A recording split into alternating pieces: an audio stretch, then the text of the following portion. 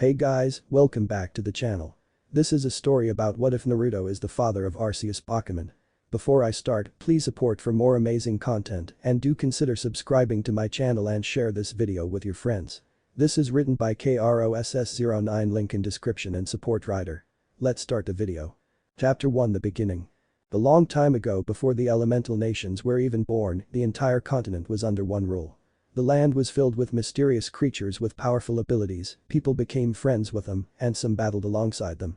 Nothing could be more right in the world of Pokémon, and then a group of humans who sought to control the world came and began using Pokémon for their evil ways. Team Rocket, under the leadership of Giovanni, began stealing Pokémon from other trainers. One boy rose above them all and fought valiantly against the evil Team Rocket, but alas, in the end they proved to be too strong. Sorrow began to fill the hearts of many trainers as they tried to fight against the evil team and failed like their fellow trainer.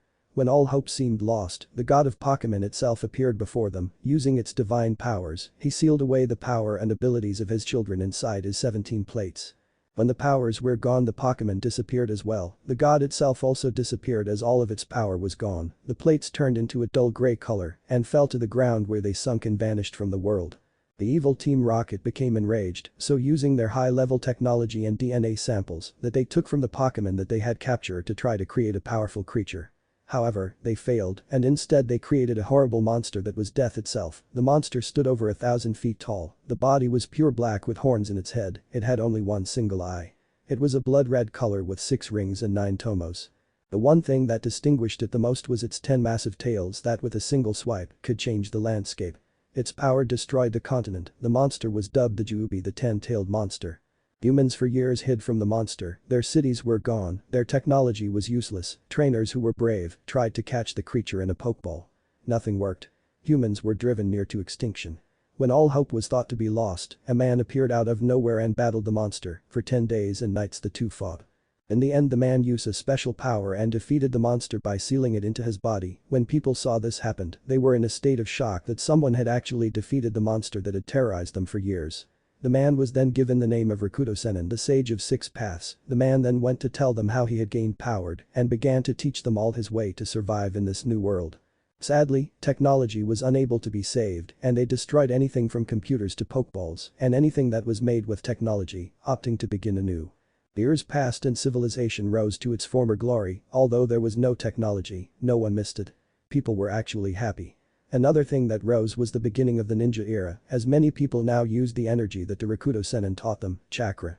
However, what no one knew was that the Senin was getting old, and as he aged the seal that held the Jubi was getting weaker. The night soon came. He was on his deathbed. Around him stood his 2 sons. One had inherited his chakra, while the other had his eyes, and he told the 2 what to do and to lead the people into a new era. The time soon arrived. As he was on his last strings, the Rakuto-Senin used the last of his power to do the impossible. He took the Jubi's power and split it into 9 parts that he scattered around the world. After doing that, he then sealed the body into a rock that he hurled into the sky, creating the moon. Smiling from the thought of keeping the world safe, the Senin fell to the ground dead. After the world found out about the death of their savior, they were saddened, but they would not let his memory fade. Many wrote about his deeds. And the legacy of the Rakuto-Senin lived on until the 2 sons fought against each other. During their battles, many priceless scrolls were lost and never to be seen again. Eons later. The eons passed and many things changed. Shinobi clans were formed, wars broke out between them, bringing chaos to the lands. People died, but the fighting didn't stop, so many turned to look for new weapons to use, and they found them in the form of tailed beasts that contained massive power, the very same creatures that the Rakuto-Senin had created. Using seals, they tried to control the beast, but nothing worked on them. Then 2 men appeared. One was a member of the Uchiha clan, and the other was a man from the Senju. They had powers to subdue the beast and control them to a certain degree. The 2 would constantly fight for power and dominance. With the power of the beast, feeling the land to be threatened by these countless bloodshed, a new clan rose to stop the fighting, the Uzumaki clan. Using their powerful sealing skills, they sealed away the beast into anything that would hold them, from a tea kettle to a large pot. Except for one, the strongest of them all was the Kyuubi no Yoko. Its power was so great that it could not be sealed away like the others. Instead, it was sealed inside an Uzumaki woman by the name of Mito Uzumaki, who later married the head of the Senju clan, Harashima Senju, the first Jinchuriki of the Kyuubi. The beast has since been passed to another host after keeping the beast at bay for years, but things aren't meant to last forever. Accidents happen all the time. Years later. The 7-year Naruto Namikaze sat on top of the Hokage monument staring down at the village that he calls his home, however it sure didn't feel like home. 7 years ago, on the day he and his sister were born, the Kyuubi no Yoko had attacked their village, forcing his father Minato Namikaze to seal the beast away. Using a powerful seal, he sealed the beast into Naomi, his twin sister. At first, life was good, but when they reached the age of 4 their parents decided to start training them. He had never been so excited in his life. But everything went downhill after that day. Minato had forced open Naomi's chakra and were astounded by the amount, as for him that was the day his parents began to forget about him. Why? Simple, he did not have a single ounce of chakra in all of his body. That's right, Naruto had no chakra whatsoever, so his parents took Naomi under their wing and left him to fend for himself. They would say, what kind of shinobi will you become if you can't use chakra? Instead of bringing honor to the clan you will bring nothing but shame. So Naomi trained with her parents, while Naruto would just stand near the house just watching them. Minato and Kushina didn't bother to teach him Taijutsu or Kenjutsu, 2 skills that would help him become a ninja, but when he asked his parents just said that Naomi needed the training. So he just began to distance himself away from his family, and about a year ago he was forgotten by them. After spending about an hour on top of the Hokage monument, he stood up and began to walk away heading home. He knew that Naomi's training would be done by now. Walking through the streets, he could see people talking happily, no one even spared him a glance. It was always like this, sometimes he even thought that it would have been better if he wasn't born at all. Running away also came to mind, actually now that he thought about it, and maybe leaving the village wouldn't be too bad. Who would miss him? No one, he had no friends to hang out with, and to his family he didn't exist anymore, so maybe he should leave. Naruto soon arrived at the Namikaze compound. He noticed that no one was outside, so his suspicion of Naomi's training being done was right. Shaking his head he walked up to the front door and entered the house. As soon as he finished taking off his shoes, he heard laughter coming from the living room. Walking in the direction he came to the sight of his parents and sister sitting on the couch along with them was the head of the Hyuga clan, Hiashi, and his family. Also with them was the head of the Yamanaka clan, Inoichi, and his family. Naomi was talking about her training with her 2 best friends Hinata and Ino. Seeing that no one took notice of him, he just kept on walking to his room. Had he glanced again, he would have the blonde Yamanaka girl look at him. Once safe inside of his room, Naruto went straight to bed, knowing that he would be forgotten once again and that he would most likely have to go eat once everyone went to bed. As he laid there he didn't notice how tired he actually was and for some reason fell asleep. The next morning when the blonde woke up he felt strange for some reason. He was still pretty tired even though he never actually trained. Getting out of his bed he dressed himself in a pair of blue shorts, a white short-sleeved t-shirt and out on a pair of sandals. Leaving the comfort zone of his room, Naruto headed downstairs only to find no one. Shrugging, he went into the kitchen and prepared his breakfast. After eating he went back to his room where he pulled a book from under his bed and began reading. Hours passed and still no one arrived. When lunchtime came he went downstairs to fix something to eat when he passed a calendar that hung on the wall. He clenched his hands into fist when he saw the note on it. It said vacation weekend and they had gone on vacation again, leaving him behind without a care in the world. That was it, he screamed in his mind. No more, he was sick and tired of being ignored. If they didn't care about him then so be it. The only thing he could think about now was what it would have been like had he been a single child. Would he have the Kyuubi inside of him? Would his parent teach him? All those questions went through his mind. He could only blame one thing that made his life a living hell, the Kyuubi and its container, the Kyuubi whore. Turning abruptly he walked back upstairs and went to his room. The first thing he did was go to his closet where he pulled out a green backpack. Throwing it on his bed he opened it. The next thing he did was go to his dresser, where he began to pull out sets of clothes and throw them in the green backpack. The next thing he went over to the far corner of his room and removed the loose wood tile and pulled out a small shoebox that he stole from Naomi. Inside of it, he had some money that he managed to make by helping out the elderly. Naruto tossed the money into the bag and threw the box on the floor. He didn't even replace the loose tile, he left it like that. Now that he had everything ready he put the bag under his bed and began to plan when he would leave the village. He knew that he would have a while before anyone even found out that he was gone. Hell, those bastards might not even find out at all. The weekend passed and Monday soon arrived. Naruto was pulling the last of the touches in his escape plan. Tonight was the night. The blonde walked out of his room and headed downstairs. As soon as he got to the living room he realized that his parents had returned. However, they didn't even acknowledge him. Instead they were looking at a pack of what seemed to be photographs, probably from their trip. He watched as they held his sister close to them, showing her so much affection, something that he yearned for but would never receive. Without saying a thing he walked out of the house, left the compound and headed straight for the forest. People back away when they felt the killing intent that he was exuding. Those bastards, they care for nothing but her, it's always her. When was the last time I was held like that? I guess that I should leave and never come back, Naruto thought as he walked through the woods. He was about to turn around and return to the village to finish his preparation to leave when he suddenly slipped on something and went tumbling down the side of a small hill. Naruto rolled down the hill and hit a tree, the impact caused him to black out, by the time the blonde came to it was already dark.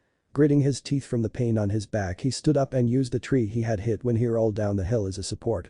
Putting his hand on his injured area, he began to walk in the direction he thought the village was in, however, since it was dark he couldn't see the direction he was heading in. After what seemed to be hours Naruto came to a stop next to a bush that had a blue berry on it, his stomach growled, without a second thought he grabbed the berry and ate it. As soon as he finished eating it the pain on his back diminished to the point that it was only a little sore, he didn't know how a simple berry healed him. Smiling he looked around to see if there were more, but his search was cut short when he stepped in a spot that felt soft. His eyes went to the ground just in time to see the ground below him give away, the next thing he knew he was falling. Naruto let out a loud scream as he fell, he was scared, he had never felt such fear before, the only thing he could do was close his eyes and pray to whatever deity could hear him to help him. He felt his body hit something wet, he opened his eyes to see that he had landed in some sort of underwater pond, it wasn't deep enough that it would prevent him from swimming to the bank. Naruto stood on the bank of the lake taking in his surroundings, for being some sort of underground cavern it was well lit. Most of the light seemed to be coming from deeper in the cavern. Shrugging Naruto began to follow the path that led deeper to see what he would find. So far there wasn't much, just a bunch of crystals that seemed to be the light source for the cave. He could see an even brighter light approach. Raising his hands to shield his eyes from the blinding light as he exited the cave he was following. When the light seemed to die down the blonde removed his hands from his face only for his jaw to hit the ground at what he saw. He was standing inside the biggest underground cave he had ever seen. There were trees all over the place, each full of different kind of berries. There was also a stream flowing through the middle of the place with a bridge to help cross it. At the far end he could see steps, lots of steps leading up to some sort of platform. For once in his life he felt at peace, as if his life had never had any hardships. This place was peaceful, as if man hadn't touched anything in here for a long time. Wanting to see more, Naruto began to walk around. The first thing he did was find more of those blueberries that had made his pain go away. Once he had those, he crossed the bridge to go to the other side of the stream.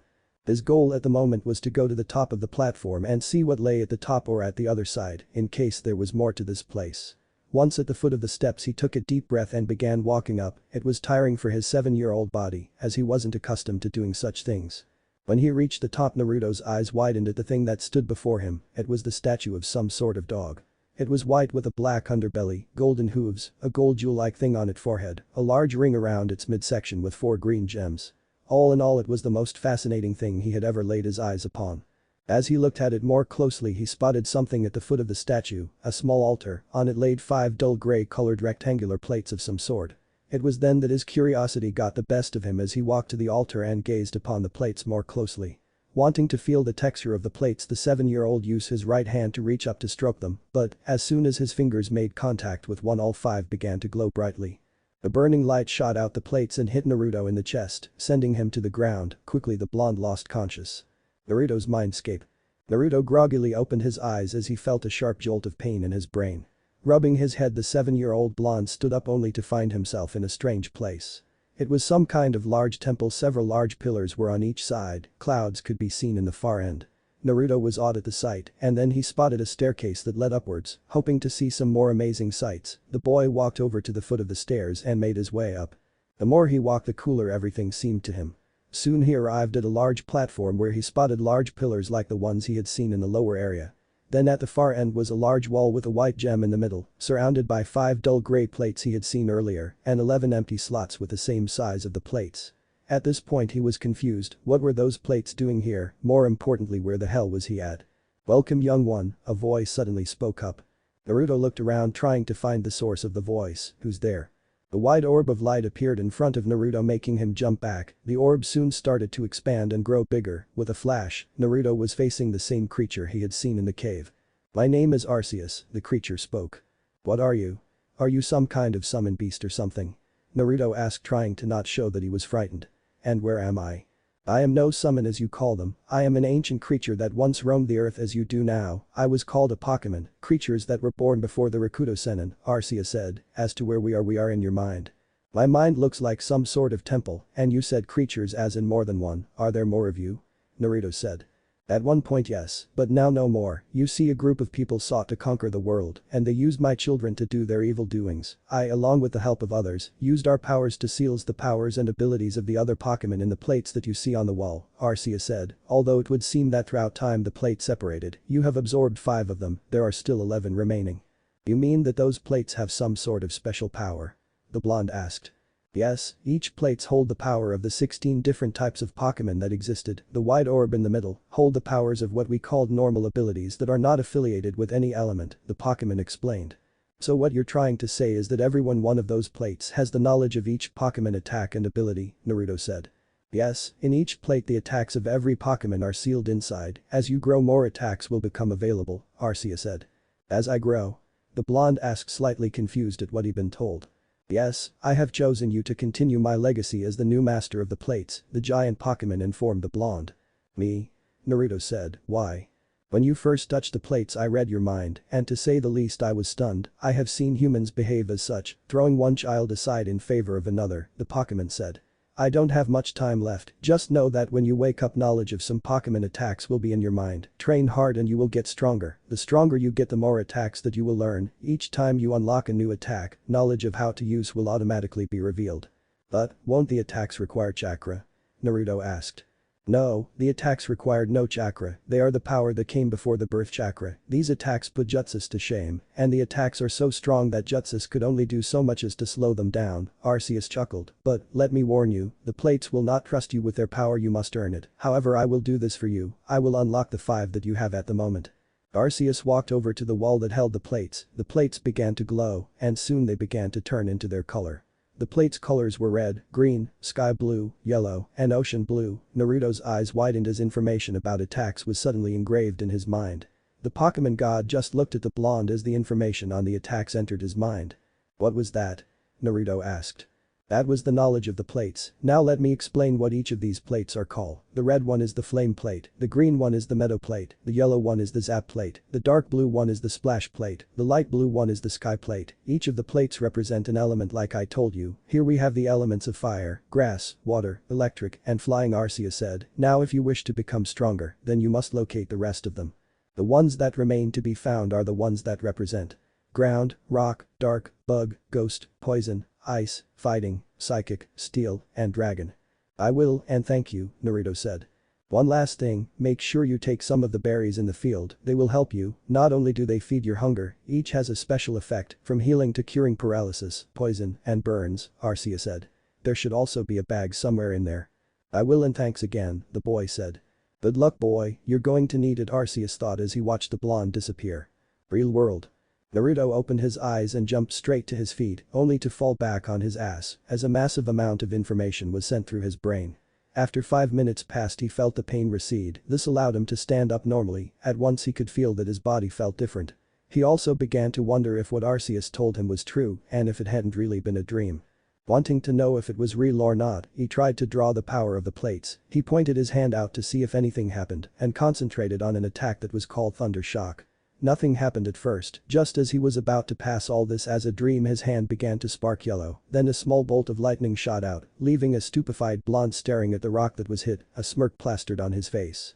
By the time Naruto returned to the village the sun had risen up. On his hip he had a sort of belt with different sized pouches. Each of the pouches had an assortment of berries that he had picked from the field in that underground cave. Walking he could see people getting their shops ready for the day. Although that didn't even matter to him, he needed to get home. When he got to the house he saw that his parents and his sister were already training. She at moment was wearing what seemed to be a white guy in purple shorts. Shaking his head he headed inside the house and went up to his room. He was damn sure that they hadn't noticed his absence. However, he didn't see that someone had noticed his arrival. His sister, Naomi, had stopped from her exercises and saw him looking at them. She didn't say anything, she just gazed back at her parents with a sad look on her face. Naruto had finally reached his room and the first thing he did was grab his backpack from its hiding place. Tonight was the night. He would leave to get stronger, and to do that he would have to collect the remaining 11 plates. Once he was done with the last of his packing, Naruto left his room. The one thing he needed to do now was go to the closest training ground to get used to his new powers. When he left the house he never saw that his parents were just finishing Naomi's training. Kushina, who had turned to head back to the house, saw Naruto run out of the house and wondered what was with him. Minato saw her glancing at the compound gates just as his son left. One thing went through his head. He didn't bother them this morning for some training. A smile came to his face. He was finally realizing that he could never be a shinobi. Naruto arrived at the training ground scanning to make sure that there was no one nearby to see him train. Taking a deep he concentrated in calling forth his Zap Plate's power. It took a few seconds, but his right hand began to spark with small yellow bolts of electricity. The blonde looked to see if there was anything he could try this attack on, only one thing was near, and that was a small blue bird perched on a tree branch above him. Pointing his hand towards the bird, he released a small wave of lightning that hit the bird, sending it to the ground. The bird was trying to get back up, but small jolts of electricity would surge around its body. Huh? I guess that wasn't Thundershock, Naruto said as he closed his eyes to try and find out what the attack was. Going into the memories of the Zap Plate he found what he was looking for. So it was a Thunder Wave, a status type attack that will paralyze my opponent for a set amount of time. Naruto smiled. Now he knew 2 attacks that were locked in his Zap Plate, all he now had to do was find out how to call forth the right one. Calling forth the power of the plate again, his hand once again began to spark. This time he pointed at the tree and released the blast of electricity, again it was a Thunder Wave. Naruto thought that maybe he was doing this wrong, how he wished Arceus had told him how to use the attacks. Sighing he tried again and again it was the same attack, by the 10th time Naruto was getting frustrated. Thundershock, damn it, Naruto shouted pointing 2 fingers at the tree. This time a yellow ball formed in his fingers and fired a bolt of yellow lightning. It was at this time that the bird he hit earlier with the Thunder Wave recovered and flew. The bird flew right in the path of the attack. The Thundershock struck the bird in the wing. It engulfed the bird, forcing it to chirp out in pain before exploding in a shower of feathers and blood. Oops, Naruto said. That had not been what he wanted. Sure, he hit the bird earlier, but it was basically a non-lethal attack. Now he wondered what it would do to a larger target like a deer or more importantly a human. After the small bird incident Naruto began to work on his control. He pointed his hand out and the small of electricity left it. When he pointed 2 fingers put together, he fired the small lightning bolt. Even after he thought that he had them down, Naruto kept on practicing because like everyone says practice makes perfection. It was an hour after he began his practice that he found out what the ability of the Zap Plate was, and to tell the truth it wasn't pretty. When he went to fire another Thundershock, this time at the river that was next to the field, his body suddenly began to glow yellow. That was when he saw that his attack turned back around and came right at him. The Thundershock hit his chest sending him to the ground. The only movement he did was the occasional leg twitch. Naruto knew one thing, and that was that he was paralyzed for the time being. Now he knew how that bird felt when he hit it with his Thunder Wave. Luckily for him he had the remedy to his problem if he could reach it. He let his eyes wander around, only to let out a groan as he saw that his belt was over 10 feet away. Now he wondered why the hell he took it off. He was unable to reach it so his berries were useless at the moment. So the only thing he had left to do was waiting for the status effect to pass. As he waited a wave of information hit his brain, it seemed that the ability he unlocked from the plate was known as Lightning Rod and it drew all lightning-based attacks to him. He cursed such a useless ability, how was that going to help him in the long run? Another amount of information him then, there was another ability that went in conjunction with it, but it was still locked away. Are you alright? He heard someone ask. Naruto looked up from his place on the ground to see a young girl around his age maybe a year older staring at him. She had brown hair tied in 2 buns and deep chocolate brown eyes. She wore a white Chinese blouse and brown pants. Overall she looked like a cute panda. Yeah, Naruto responded, just looking at the clouds. The girl looked up to the sky as sweat dropped. There wasn't a single cloud in the sky at the moment. Really now, I don't see a single cloud floating by, the girl answered back. Effie already passed, Naruto said. Sure whatever, there hasn't been a single cloud all morning long, the brunette said to him.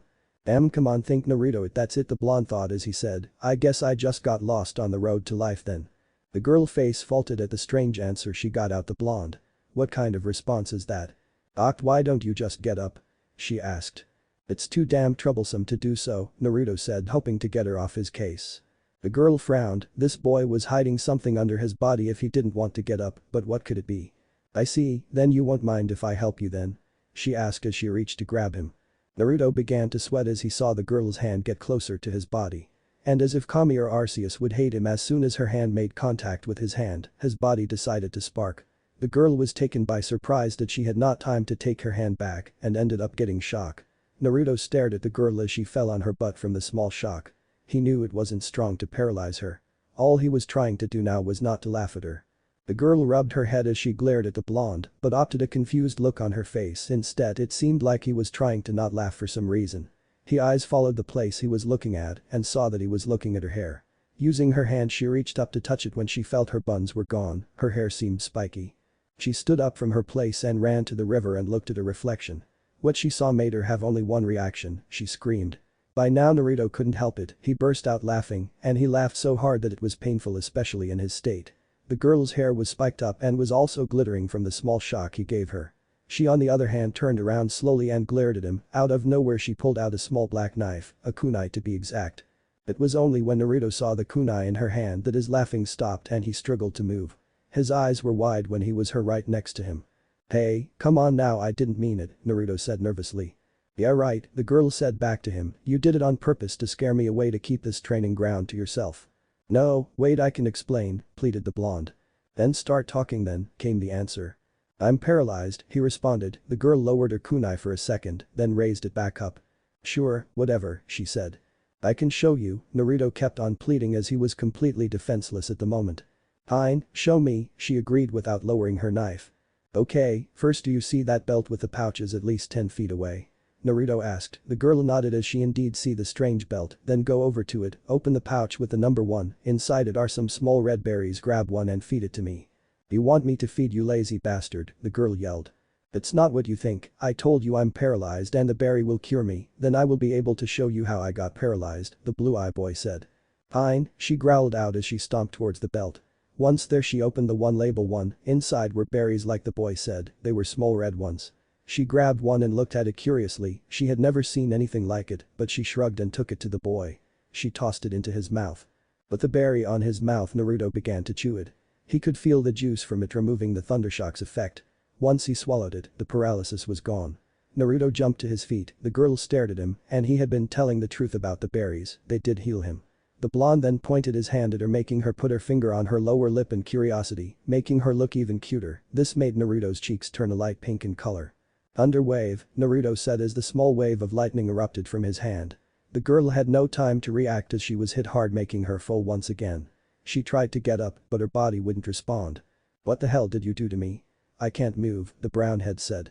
"I told you I was going to show you," Naruto said, although he was hit by a thundershock instead of the thunder wave, which was more painful. He went over to his belt and pulled out a cherry berry out. The blonde then came over to where the girl laid and popped the berry into her mouth. She growled before beginning to chew it. Once she had swallowed she felt movement to her limbs return. "Okay, I have to wonder how you hit yourself with something like that," she said as she stood up. "I didn't mean to, my special ability draws in all lighting-based attacks when activated," Naruto explained. "Good thing I learned to will it off or else both of us would be on the ground unable to move." "That's good," the girl said. "I never introduced myself, did I?" "Well, my name is Tenten, what's yours?" "Naruto," the blonde responded. "So what were you doing out here?" Tenten asked. "Training," Naruto said. "Really? I came here to do the same thing, although I use weapons primarily," the girl told him with a smile. "That's cool. I have been meaning to ask, what's with the bloody feathers?" Tenten asked. Naruto looked at the place where the remains of the bird laid and sweat dropped. "You don't want to know." Tenten let the subject drop. Instead she just watched as he went over to the belt and picked it up. Once he had it on he walked back to her. The two started to talk to each other about what they wanted to do when they were older. Tenten told him about how she wanted to follow in the footsteps of her idol, Tsunade. Naruto clenched his fist at the name, which went unnoticed by Tenten. Naruto told her how he wanted to grow up and be a strong shinobi. The two enjoyed the day together. Naruto showed her what else he knew to do at the moment. Tenten volunteered to help him out a little with her limited weapons training. Thankfully he had those orange berries because he got hit by quite a few senbons. At the end Naruto had managed to learn how access his quick attack, which surprised the girl. When the two were done Naruto wiped some of the sweat off, turned to look at the brunette. "Well Tenten, it was nice meeting you," Naruto said as he walked away. "Huh? You're leaving already?" Tenten asked. "Yep," Naruto said, "we'll see you later then Tenten-chan." "Okay, see you tomorrow Naruto-kun," called out the girl. Naruto turned and gave her a smile before walking away. "I'm sorry Tenten-chan," Naruto thought sadly. Later that night Naruto sneaked into his parents' armory where they kept all of their weapons. Once he was inside, he began to look around for something that would be useful for his journey. There were so many different items that he had no idea where to start. There kunais, shurikens, senbon, wire, swords, and many other things. Naruto looked on the desk at the far end of the room and saw a small stack of paper bombs, but not like the ones that were sold at the shops. These were of the highest quality since they were made by a true seals master. Smiling he took the stack, placing them into his backpack. Now he had to find more things. He went to the shelf and began to grab a few kunais, shurikens, wire rolls, and a single tanto. Just as he was about to leave he saw a box on the bottom shelf covered in dust. Going for it he opened it. Inside was a set of 10 beautiful knives. These had a cream-colored grip, the blades were black and silver with a length of 7 inches. This brought a smile to his face as he covered the box back up, then moved it to his backpack. Now he had everything. Naruto quickly got out and locked the door before he began walking down the path to the house's gate. He took one last look at the house before he left. It was around midnight already and there were hardly any people out, so he had no trouble while heading out. But when he saw the gates he stopped. There was one last thing he had to do before he left. Naruto walked back to the training ground where he had spent the day with the first friend he had ever made in his 7 years of life. Reaching into his bag, he pulled out the stack of paper bombs and laid them at the root of the tree, along with a letter for Tenten. This was it, now everything was done. Naruto turned his back and began to walk away. No one saw him as he disappeared into the woods. After walking for about half an hour, Naruto arrived at a cave entrance, the same one he had used that morning to leave the underground cave. At the moment he needed to get in and out as fast as he could. The reason as to why he came, he used most of his healing berries that day. The blonde walked through the cave and soon came to the place where the secret entrance to the underground cave was. Going down, he walked for about another hour before he came to the large field of berry trees. Naruto used his quick attack to move faster to the trees. Using the speed attack he managed to refill his pouches with new berries. Now all he had left to do was sleep and leave early in the morning. As soon as he had a bed made he lies down and fell asleep. By the time he woke up Naruto picked up all of his belongings and made his way out of the cave. It took him only 45 minutes to exit the cave as he could see better where he was going. When he got out he saw the sun had risen over the horizon. It was over at last. He would no longer be the odd one out, no longer would he have to suffer at the hands of his parents. The only thing he was sorry about was meeting Tenten just as he was going to leave, but he had made up his mind and there was no turning back. Naruto looked back in the direction of the village and walked away in the other direction without sparing the village a second glance. In Konoha. Tenten woke up bright and early. Today she was going to go back to the training ground and hope that Naruto would show up. Sure, they got off to a rocky start but in the end they managed to get along. And those cool abilities of his made it even more fun to train with. When she had gotten home the day before she told her mother about him and she was happy that she had made a friend. She quickly got dressed and left her room running downstairs where her mother was just finishing making their breakfast. "You're up quite early today, Ten-chan," her mother said. "Could it be because you want to meet with a special someone?" "Aka-san," Tenten said with a blush on her face, "I'm still too young to be thinking about those things." You were quite happy when you were telling me about him yesterday," Tenten's mother said, "and here I thought that I would have a son-in-law soon." I just want him to help me with my training," the brunette said with anime tears. After eating her breakfast, the 8-year-old girl ran as fast as she could to the training ground. When she arrived there, she saw that no one was there yet, so she pulled out a few kunais from her pouch to get some warm-up exercises. As Tenten was about to throw the first one she saw something on the foot of the tree where she first saw Naruto. Walking over to the tree, the brunette saw a small stack of paper bombs. Along with them was a letter. The odd thing was that it was addressed to her. Tenten picked up the letter and tore the seal off and read. "Tenten. If you're reading this, then I have already left the village. I'm sorry. I was happy to have made a friend and will always cherish our friendship, even if it was only for a single day. I know that you like weapons, so I left you a small stack of paper bombs that were made by none other than the Hokage himself. Again I'm sorry and goodbye. Naruto Namikaze." Tenten read the letter again and again. She couldn't believe that the one friend she manages to make and not think of her as weird left the village on the same day she met him. Another thing was that her friend had been none other than the son on the yondaime. Something clicked in her mind then, she had seen he before now that she actually thought about it. It had been that day that the Namikaze family walked through the village, but that day she had only seen the Hokage, his wife and daughter. Then she saw him, the little boy, walking about 20 feet behind them with a sad expression on his face. How could she not have seen it before? He was unhappy with his family. She had to know more now, and the only person she could talk to was her mother. Picking up the bombs she ran home. Naruto. The blonde was just entering the first town that he came across. It wasn't that big, but there was no one that would recognize him. Now he had to leave fast if he wanted to get to Tenzakugai by that afternoon. So he made his way through the village trying to not draw attention to himself. But like he said, Kami hates him when a group of 6 kids who seemed to be twice his age surrounded him. "Well, look at what we have here, boys," the taller one of the group, who looked to be actually 2 years older than the rest, said, a little boy who seems to have some things of value on him. The other boys laughed, but Naruto didn't find it funny. "Please move aside, I do not want any trouble," he said. Hear that he doesn't want any trouble, the same boy said, too bad for you because we aren't letting you leave with that backpacker belt, we could get a good price for them. Move, Naruto repeated as he looked around and saw that some of the adults were just staring with grins on their faces. Now he knew why not many people came here, this town was made up of mostly gangs. Now why don't we show you what we do with little boys like you, Naruto was told by the tall boy as he pulled out a knife. Naruto sighed, he knew that this was bound to happen. So using his quick attack he moved back, shocking those around him. The next thing he did was draw upon the sky plate like he had been practicing since he left the cave. Dust. Naruto shouted as a large cyclone formed heading straight for the boys. The boys seeing this moved out of the way except for 4 who had caught in the attack, sending them into the wall of the houses. All 4 were instantly knocked out. The leader glanced at Naruto and was terrified. How someone so young could be able to strong. Could he be a shinobi? Whatever he was, he didn't care, he rid himself of his fear and ran at Naruto. Naruto raised 2 fingers put together and drew the power of the zap plate, Thundershock. The bolt of lightning shot out a small yellow ball that was formed on his fingertips. The kid took the full blast of the attack, sending flying back with a large scorch mark on his chest. I did tell you to move, Naruto said as he glanced at the single boy that was still standing. Don't hurt me, I was only following Derek, he said. Just get out of here, the blonde said. The boy nodded and left running. Naruto could see the people around him moving away, some had murderous looks on their faces. He had to get out of here now or else he would come out really hurt. Shrugging, he kept on walking.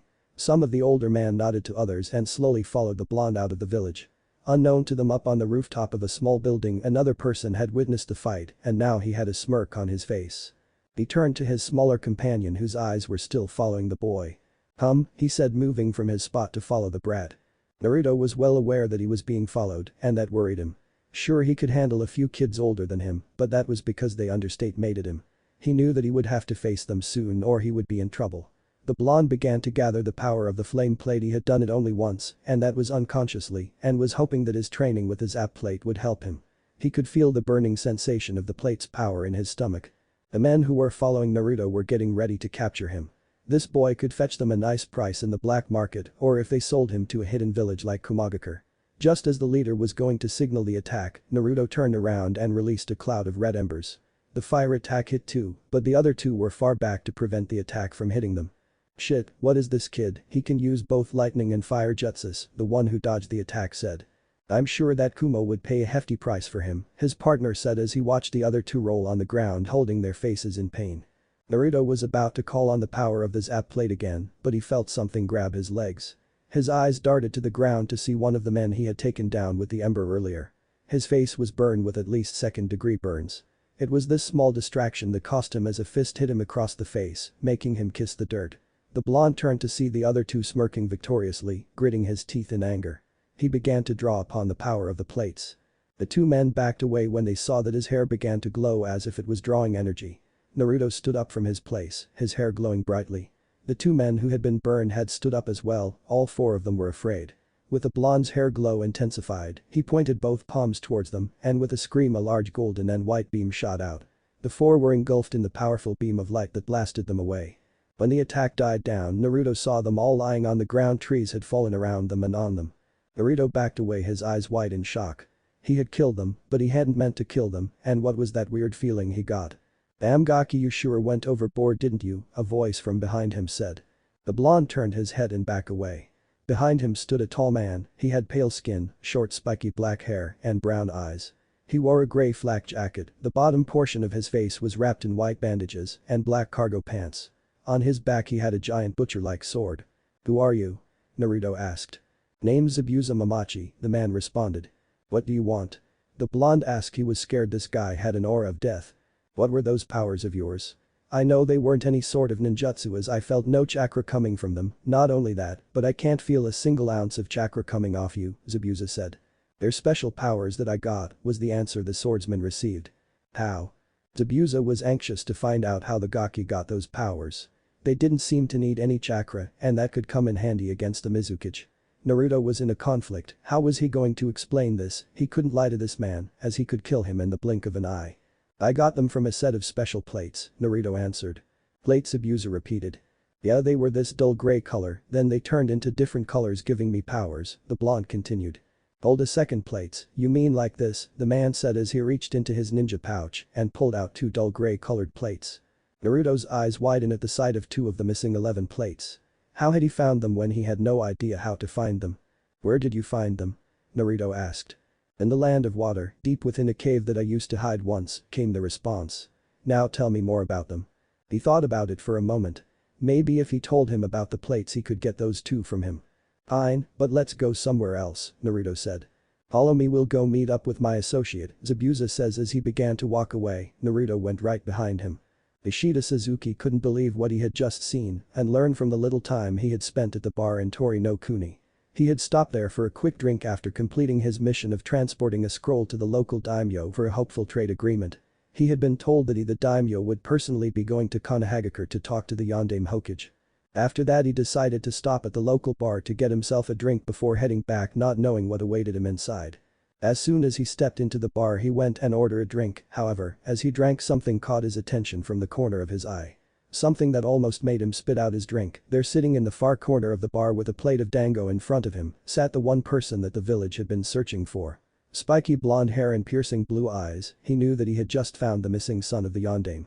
Then he noticed something, or rather someone. The person who the blonde was sharing a table with stood up and went to the bartender. Yoshida started to panic as he saw one of the most notorious criminals of Kurigakure, Mamachi Zabuza, a former member of the Seven Swordmen of the Mist. After watching the rogue swordsman go back to his seat, Yoshida downed the rest of his drink and dropped a few coins on the counter. He then left the bar as fast as he could, trying not to draw attention to himself. He knew that he had to get away as fast as possible and report to his Hokage. As soon as he was out of the village he quickly took to the trees and began running towards the Leaf Village. However, today luck was not on his side. Just minutes after having been running he heard the distinct sound of rustling leaves. Stopping for a moment he began looking around. Someone was following him, he knew as much. But as he waited and listened no one appeared and no more sounds could be heard. Just as he was about keep going he felt something wrapped around his ankle. Looking down Yoshida saw two green vine things around his ankle. Suddenly he felt the vines get pulled. To his shock the pull was strong enough that he was pulled hard right through the trees. Screaming as he was pulled through the foliage, the leaf ninja was then lifted high into the air before he was brought back down, slamming into the ground hard. Coughing he tried to get back up, but the pain his body was in at the moment made it unbearable to even move. Well, look at what we have here, said a male voice coming from the trees. Ishida felt the vines leave his ankle as watched them go into the trees just as the silhouette form of a person began to appear. As the person got closer he saw the vines going into the man's sleeves. Using as much strength as he could the ninja managed to sit up as he finally saw who had been following him. His eyes widened when he saw the familiar blind hair and blue eyes of the boy he had seen at the bar. Namikaze Naruto, Yoshida said as he held his aching shoulder.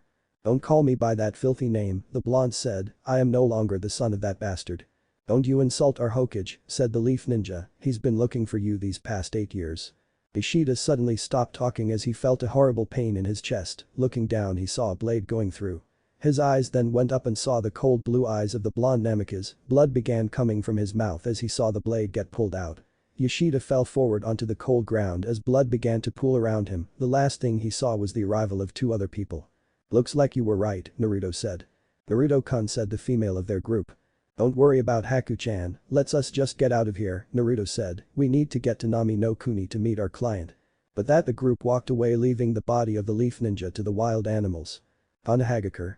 Namikaze Minato sat behind his desk going through some paperwork. He was getting worried about one of his chunin that had gone on a mission to Tori no Kuni. It had been 2 weeks since he had left and he had heard anything from him. Not only that, but also the daimyo of Tori had just left 2 days ago after coming to finalize the trade agreement. That had made him send a group of his tracker ninjas to see what they could find out, and they were due at any moment. Sighing, he also had another issue at hand. Just a couple of hours ago, he had received a request for backup from his last student. Apparently their client had lied about the mission he was requesting, and now it had been upgraded to a B rank mission, with the possibility of going to A, so he had no choice but to call in the only available team he had at the moment, and they were due at any moment now. Hearing a knock on his door, he looked up from his work as he saw the team he was waiting for. Walking into the office was none other than his wife Uzumaki Kushina and his beloved daughter. Over the past 8 years Naomi had truly grown into a beautiful young woman. Her hair had gotten longer that it tied in a single ponytail. Her outfit consisted of a long black scarf with red butterflies across it, topped off with black gloves. She wears a dark red hakama with a miniskirt. Her legs are complemented by her black leggings. Also on her right leg she has a kunai pouch. However, her weapon of choice was something that neither he nor Kushina ever thought of in Ajinata. "Well, Minato-kun, what did you call us for?" asked Kushina. "I just got a request for backup and I'm sending the two of you," Minato responded. "Who are we backing up to, San?" his daughter asked. Team 7, the blonde Hokage said. Apparently the client did not give all the information about the mission and it turned into B-rank mission as soon as they faced the demon brothers of Kurigakure. If the client lied, why did Kakashi continue on with the mission? He should have turned back, Kushina said. As it turns out, his team said that they wanted to continue the mission, and since all three agree, he decided to keep going with the condition to ask for backup, he answered. The SK was probably Sasuke's idea to continue. "I swear that ass is gonna get his team killed one day," Naomi said. "Be as it is, I need you to go and back them up, this mission has the potential to increase to an A rank," said Minato, sighing knowing the hatred his daughter had for the Uchiha. "Fine, will go and save his sorry ass," Naomi grumbled. "Also, Minato have gotten any more leads?" asked Kushina quietly. Naomi looked at her mother, then at her father, who had a sad smile on his face as he shook his head, letting them know that he hadn't. "I see," the redhead mumbled. "Anyways, Naomi, let's get going." As the two redheads walk out of the office, Minato couldn't help but look at the only picture he had of his full family. It was the only one that actually included his missing son. "I'm sorry, Naruto-kun," he whispered sadly. Minato only knew that he was the one to blame for the disappearance of his son. He had pushed him aside when Tsunedas informed him of his condition. He had wanted to be able to have so many father-son moments, however learning that his son had no chakra shattered his hopes. Naomi and Kushina. As Naomi and her mother headed to the village gates, she couldn't help but wonder where her brother had gone to and if he was okay. After his departure, she had reflected back on her life and what she remembered made her sick. She had been a total bitch to her brother when they learned that he couldn't be a shinobi. She would rub it in his face how she was getting all the cool ninja training and that she would be the one to lead their small clan. Well, he was nothing but a disgrace to the family name. And now she regretted having said all that to him. She never knew how much it would hurt her when he left. "Ani-sama, I want to see you again so I can tell you how sorry I am and how much I truly love you," Naomi said to herself. "Omi-chan, come on, we have to get to Kakashi quickly," Kushina called out to her daughter. When Kushina saw the look on her daughter's face, she knew that she was thinking about her brother. Team Zabuza. Naruto watched as Zabuza was currently giving the two dumbases known as the Demon Brothers a beating on how stupid they had been. Not only had Zabuza told them to scout out their target and report to him as to who was going to be guarding him, but the dumbases went ahead and tried to kill the target only to be stopped by Genin of all ranks. And now the ninjas guarding the old bridge builder were expecting to be attacked again. Not only that, but there was a high chance that they had called for backup. "Well, did you two at least recognize who was protecting the bridge builder?" asked Zabuza. The two brothers looked at each other, then at Zabuza. It was Kakashi Haddock. Naruto's eyes widened when he heard the name of his bastard father's only living student. His hand clenched into fist as he stood up and grabbed his cloak that was on chair he was sitting on. This mission had just gotten a little more complicated if that copycat was involved, however he knew that between Zabuza and him, it would be no problem. "Naruto-kun," Haku whispered as she saw him get angry. "Well, at least we know who to expect," Zabuza said as he went to retrieve his sword. "Haku, Naruto, we're going now." As they were about to leave their current hideout, Zabuza turned to look at the brother who seemed ready to accompany them. "You're staying here." Team Kakashi. Kakashi was not having a good day. First he took his team to get a mission for the day, well there he had the urge to smack the Uchiha when he heard him demand a higher level mission from the Hokage. Of course, just when he was about to say something, his female student just had to go and open her mouth and agree that they need a higher level mission. His last student just looked like he was about to fall asleep and didn't care. Knowing that he wouldn't be able to get the Uchiha and his fangirl to shut up, he decided to get a C-rank mission. It was supposed to be an easy mission that required them to escort a bridge builder home and protect him from bandits and wild animals. But what happens, just hours after leaving the village they were attacked by two missing ninjas from Kurigakure. The famed demon brothers, who had been hiding in a puddle in the middle of a cloudless day. He of course just used the Kawurimi no Jutsu to get out of their chains and watched from the trees to see who their target was. He was surprised when they went after the bridge builder Tazuna, however his team managed to get over the shock of his death and defended the client. Well, more like Sasuke and Shikamaru defended the client while Sakura just froze in her place. After he stepped in and incapacitated the rogue shinobi, he interrogated Tazuna and found out about the current situation in Nami no Kuni. Tazuna told them about how a man named Gato had taken over Nami and was driving the country into the dirt and that the only way of survival was his bridge. Kakashi was ready to abandon the mission and return to Konoha, but just as luck Sasuke said to continue the mission, of course Sakura quickly agreed with him again. Shikamaru of course shocked him when he too agreed but made a point to him by telling to send a request for backup to the Hokage. Knowing that he was outvoted, he did just that. He sent his sensei a message and informed his team that the mission was now at B rank. Sasuke smirked, while Sakura paled a bit, though all that changed when he told them that there was a chance that the mission could go higher if they encountered more shinobi. So now here he was after crossing the waters into Nami, Kakashi was on high alert in case they were attacked again. Shikamaru, who had taken up the rear guard, was also on high alert for anything. Tazuna, who was walking in the middle, was looking rather nervous. Suddenly out nowhere a whooshing sound was heard. "A down hit the dirt," shouted both Kakashi and Shikamaru at the same time. Kakashi grabbed Sasuke and Tazuna, pulling them to the ground, while Shikamaru did the same with a shocked Sakura. Whoosh whoosh whoosh whoosh whoosh thunk. The group looked up to see a large Zanbatsu stuck in a tree with a man standing on top of it. Said man was shirtless, with 2 cameo-style armbands and pants. His face was half covered in bandages up to his nose, and his headband was tilted slightly like Kakashi's, except not covering his eyes, holding up spiky black hair. The symbol of Kiri displayed on the headband with a slash mark running across the center. Well, if it isn't Hada Kakashi," the man said, in rough-sounding voice. Kakashi stood up and glared at the man. "Momoichi Zabuza, the Kiri no Oni. I never would have expected someone like you to be working for the likes Gato." Zabuza shrugged, "It helps pay the bills, however it's all worth it if I get to fight an opponent like you. You know, back when I was in Kiri, you were listed as an A-rank shinobi with a kill on side order in the bingo book." Hada Kakashi, the man who copied over 1,000 jutsu. "I had no idea that Kakashi-sensei was that famous," Sakura thought. "Now that the pleasantries are out of the way, why don't you hand over the old man and I'll let you and your genin squad go," Zabuza suggested. "I'm sorry, but you know we can't do that," Kakashi glared at the rogue ninja. "It wouldn't look very good for Konoha if we just let you have him without even putting up a fight." Zabuza sighed, "Don't say I didn't try diplomacy first." Grabbing onto the hilt of his blade, Zabuza kicked off the tree. He landed on the surface of lake a little ways away and made a hand sign. "Let's see how well you can do, Kakashi, Kurigakur no Jutsu." A thick mist spread across the land, blanketing the already misted area so heavily that no one could see more than a few feet in front of them. "Defensive formation, you three." Kakashi ordered his genin squad, causing them to surround Tazuna in a frontal triangle formation with Sasuke at the point, Shikamaru on the left and Sakura on the right.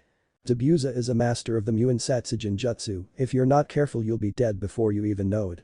Protect the bridge builder and leave Zabuza to me," said Kakashi as he turned back towards the lake and began to lift up his headband. "It looks like I'm going to need this." "Ah." The Sharingan, Zabuza voice came from within the mist, his outlined form barely even visible. "It's quite an honor to be facing it so soon." "How did Kakashi-sensei get that?" Sasuke thought in shock. "Only members of the Uchiha clan, my clan, can have the Sharingan, could he? If Kakashi-sensei is using the Sharingan, then this guy must be a strong opponent," Shikamaru thought to himself. "Still, we both know that the Sharingan is useless if you can't even see." The mist began to thicken even more, making Zabuza disappear completely. "Shit, this mist cuts down the Sharingan's effectiveness," Kakashi cursed, trying to peer into the mist. 8 points, came the disembodied voice of Zabuza, causing the 3 genin and Tazuna to freeze as an intense killing intent filled the air. The liver, lungs, spine, clavicle vein, jugular artery, brain, kidney and the heart. "Now, which one shall I choose first?" "Shit." Shikamaru cursed. "This killing intent is unreal, and it makes it even worse with this mist. I can't see, and I can barely think straight. Okay, first thing is first, I need to calm down." Taking a deep breath, Shikamaru pushed out his chakra to try and counter the killing, intense effects like his father told him to do. He instantly felt a little better, though it was still affecting him some.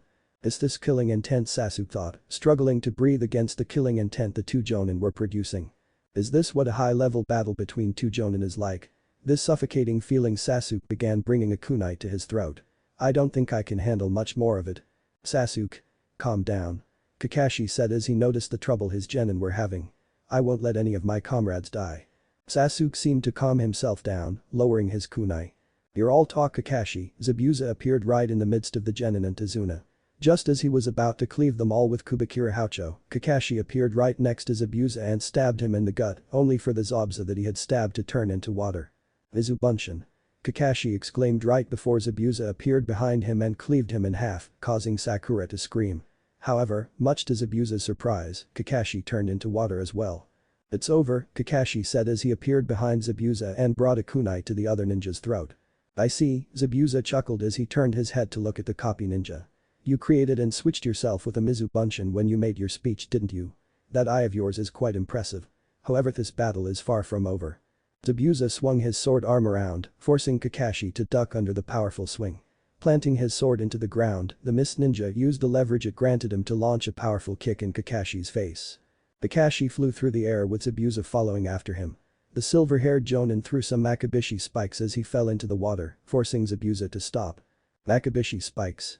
Zabuza sneered beneath his mask. Come on Kakashi, are you even trying? Kakashi broke the surface of the water and gasped for some air, there's something wrong with this water. Ha! Now I've got you. Zabuza appeared right next to Kakashi, going through a set of hand seals, Suiten. Suru no Jutsu. Kakashi cursed as he found himself trapped within a water prison. He looked over at his students and began to make orders. Run. Take the bridge builder and go. Oh, they're not going anywhere, Kakashi, Zabuza chuckled as he made a Mizubunshin to deal with the genin. Get out of here. Kakashi yelled at his students. This battle was over the moment I got caught. He can't seriously think we can run, does he? Sasuke wondered, even if we manage to escape now, he would just kill Kakashi and come after us. Sasuke ran towards the Mizubunshin in an attempt to surprise it. However, as soon as he got in range, the Zabuza clone kicked him in the ribs, sending the black-haired genin flying back. Sasuke-kun. Sakura yelled in shock and fear at seeing her crush get hit so easily. Sasuke gasped out in pain as he landed on the ground and the air was forced from his lungs. He was about to get up when Zabuza appeared next to him and stepped on him, making the raven-haired genin scream in pain as the Kiri-nuke-nin began to grind his foot into Sasuke's ribs. You kids think you're ninja? Zabuza sneered at the pathetic sight of Sasuke under his foot and screaming in pain, none of you are worthy of the title ninja, when you have stained your hands with as much blood as me, then you can be considered ninja. When you. Fuetin. Rinkuiden. Zabuza's speech was cut off as a cannonball-sized ball of wind smashed into the Mizubunshin, forcing it to disperse back into water. The heads of all the genin and Tazunas turned to see who had attacked the Mizubunshin. The genin were shocked when they saw none other than Kushina and Naomi walking towards them. As soon as Tazuna saw the leaf headbands, he let out a sigh of relief. Naomi-san, Sakura nearly shouted. Kushina-sama, Kakashi said in with a sigh of relief of his own. Well fuck. Zabuza said as he recognized the woman who had just arrived. Well Kakashi-kun, you got yourself into some deep shit, Kushina said with a small smirk on her face, but don't worry, that's why we're here. Sasuke, who was getting up with some help from Sakura, clenched his fist at how pathetic he must have looked in front of Naomi. Naomi, you and the rest of the genin stay here and protect the client, Kushina ordered as she pulled out a tanto. Without waiting for an answer, Kushina began to run towards Zabuza and the imprisoned Kakashi. As Kakashi watched his sensei wife run towards with a tanto in hand, he pulled out kunai from his pouch and got ready to strike Zabuza. Zabuza watched the red head coming to him and knew that he was trouble, he had no way of dodging her without releasing Kakashi. Once he released Kakashi and dodged the attack, the man was already ready to strike him the moment he was out. Though he didn't let that deter him as he was ready in case something like this occurred.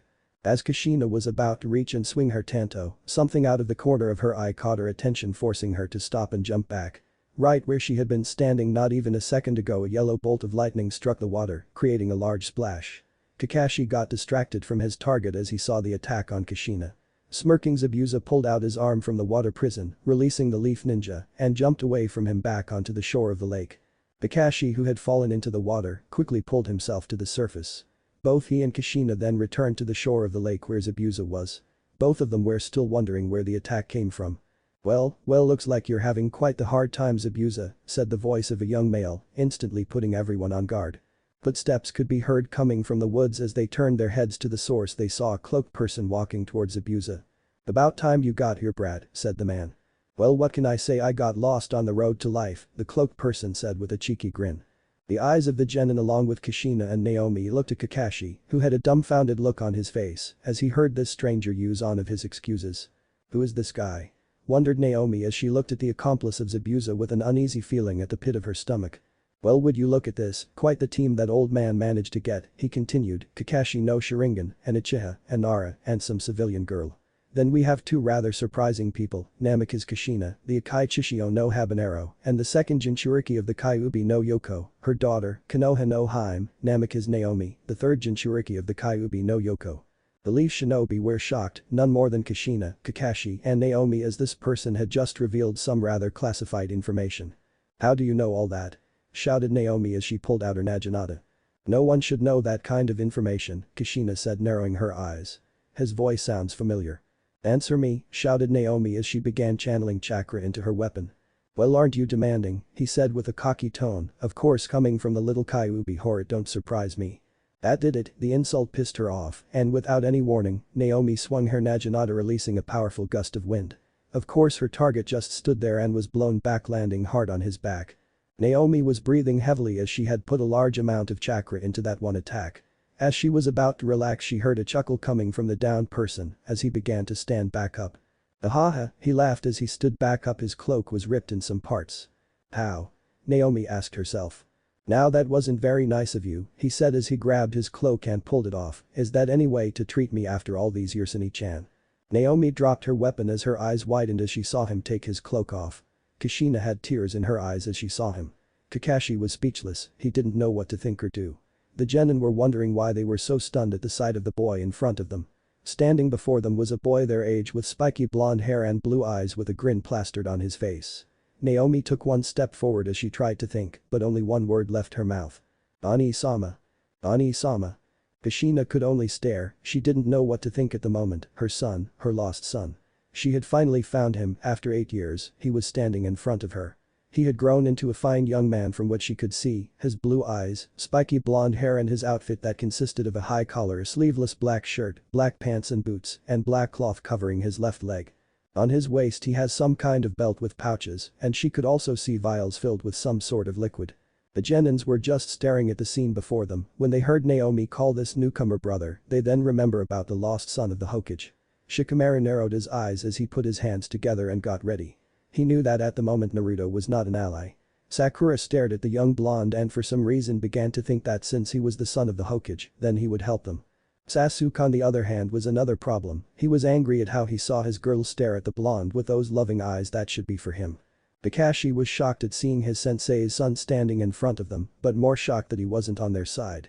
He turned his attention to Kushina and saw that she was openly crying at seeing her son appear. Sachi-kun, Kushina whispered.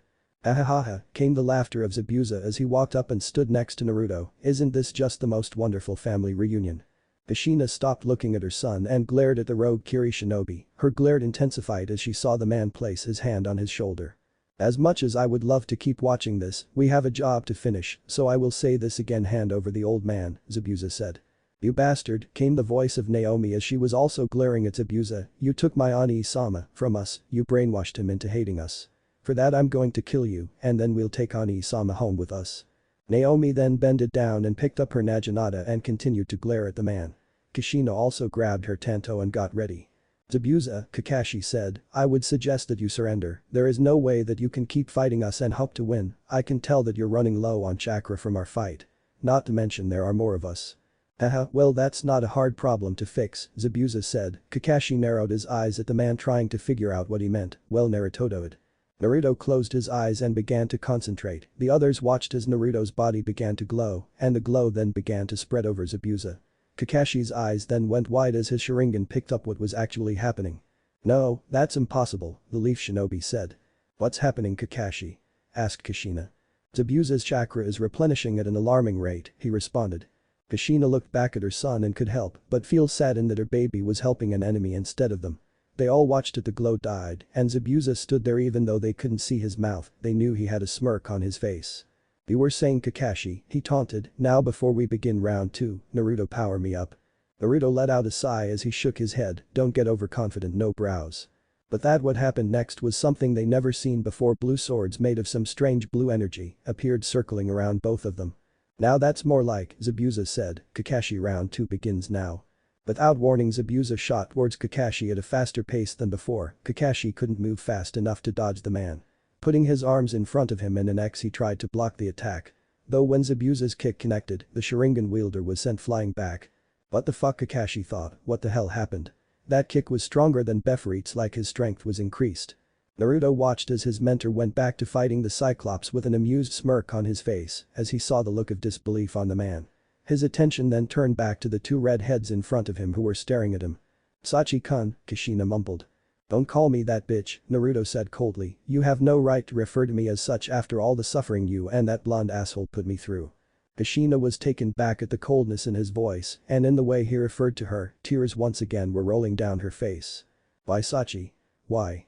She asked as she fell to her knees crying, I'm sorry, I'm sorry. Naomi watched as her mother had an emotional breakdown, she gritted her teeth as she turned and glared at her brother. Ani-sama, why are you doing this, she asked, how can you hate us so much? How? How you ask? Naruto shouted at her, I was tossed aside while you got everything. All because I can't use chakra and couldn't learn ninjutsu or jinjutsu. Naomi stayed quiet at his comeback, it was true, they had tossed him aside from the moment they had learned that he was unable to use chakra. She could still remember when they used to play and laugh together and then when it all stopped. She hadn't been there for him, she like her family were torn, her brother would never become a ninja, and they wouldn't learn together, they wouldn't go on missions as a team. Naomi had tears in her eyes as she recalled the way she acted, like some spoiled little brat, calling her brother names that she would hear the villagers call him. Ani-sama, please forgive us and come back, Naomi pleaded, come back, I promise things will be different this time, just come home with us. I could never forgive you or anyone else for that matter, Naruto said taking a stance, now the time for words has come and gone, better get ready bitch. Without another word the blonde shot forward at a faster pace than he should be able to move at, Naomi still her emotional state didn't move. Kushina watched as her son slam his leg into the side of his sister, sending her tumbling across the ground. Naomi. Kushina shouted as she tried to run to her. Naruto turned his head to look at the incoming redhead, a smirk appeared on his face as his eyes then began to glow green. Kushina was unprepared as to what happened next, on moment she was in mid-run the next she on the ground as she had tripped over something. Looking down at her feet she saw that she hadn't tripped, she had been tripped. She glanced at her foot that was wrapped with vines then, her attention went back to Naruto. Mokutan. Thought Kushina in disbelief as she glanced her son. Naruto however didn't let off there what he did next was something that Kushina wasn't expecting from his fingertips, shot countless threads of a white substance that wrapped around her body. Kushina of course tried to move, but found that the white substance was holding her to the ground, preventing her from moving too much. Aka-san. Shouted Naomi when she saw her mother trapped. Without thinking the young redhead shot forward to help her mother, before she could reach her, Naruto appeared in front of her and delivered another powerful kick to her side. Naomi was sent tumbling across the ground away from her mother. Naruto however didn't let up, he sprinted toward her, as the girl was getting up she felt the Kyuubi inside of her sending chakra to heal the cracked rib that she had suffered from her brother's kick. As she was about to get up, she didn't see her brother coming until she felt another kick, this time to her stomach. Once again she was sent flying away. From her spot Kushina had tears in her eyes again, as she saw her son attack his own sibling without any remorse. Knowing that Naomi was in trouble she began to try and loosen the substance that was holding her down to go help her daughter. What's wrong bitch, can't fight back? Shouted Naruto. Ani-sama? Asked Naomi ignoring the insult, I know we made a mistake but we're sorry for what we did to you. Sorry? As if I give a fuck, responded the blonde, I can never forgive any of you for all the pain you all caused me, the feeling of being alone, the pain of being ignored, I can never forget any of it. Naomi struggled, but managed to get back to her feet, the pain from her brother's attack was subsiding, thanks to the Kyuubi. With tears in her eyes she looked at her brother and knew that she had no choice but to fight him, as much as didn't want to, if she didn't, he would kill her.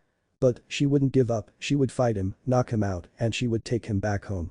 Gritting her teeth, Naomi ran towards her brother, her fist cocked back. Naruto saw her coming and got ready. Once she was in range, Naomi threw her fist only for Naruto to use his palm to deflect it, however the girl didn't end her assault there. Spinning around she brought her leg up for a kick, once again Naruto blocked it this time with his forearm.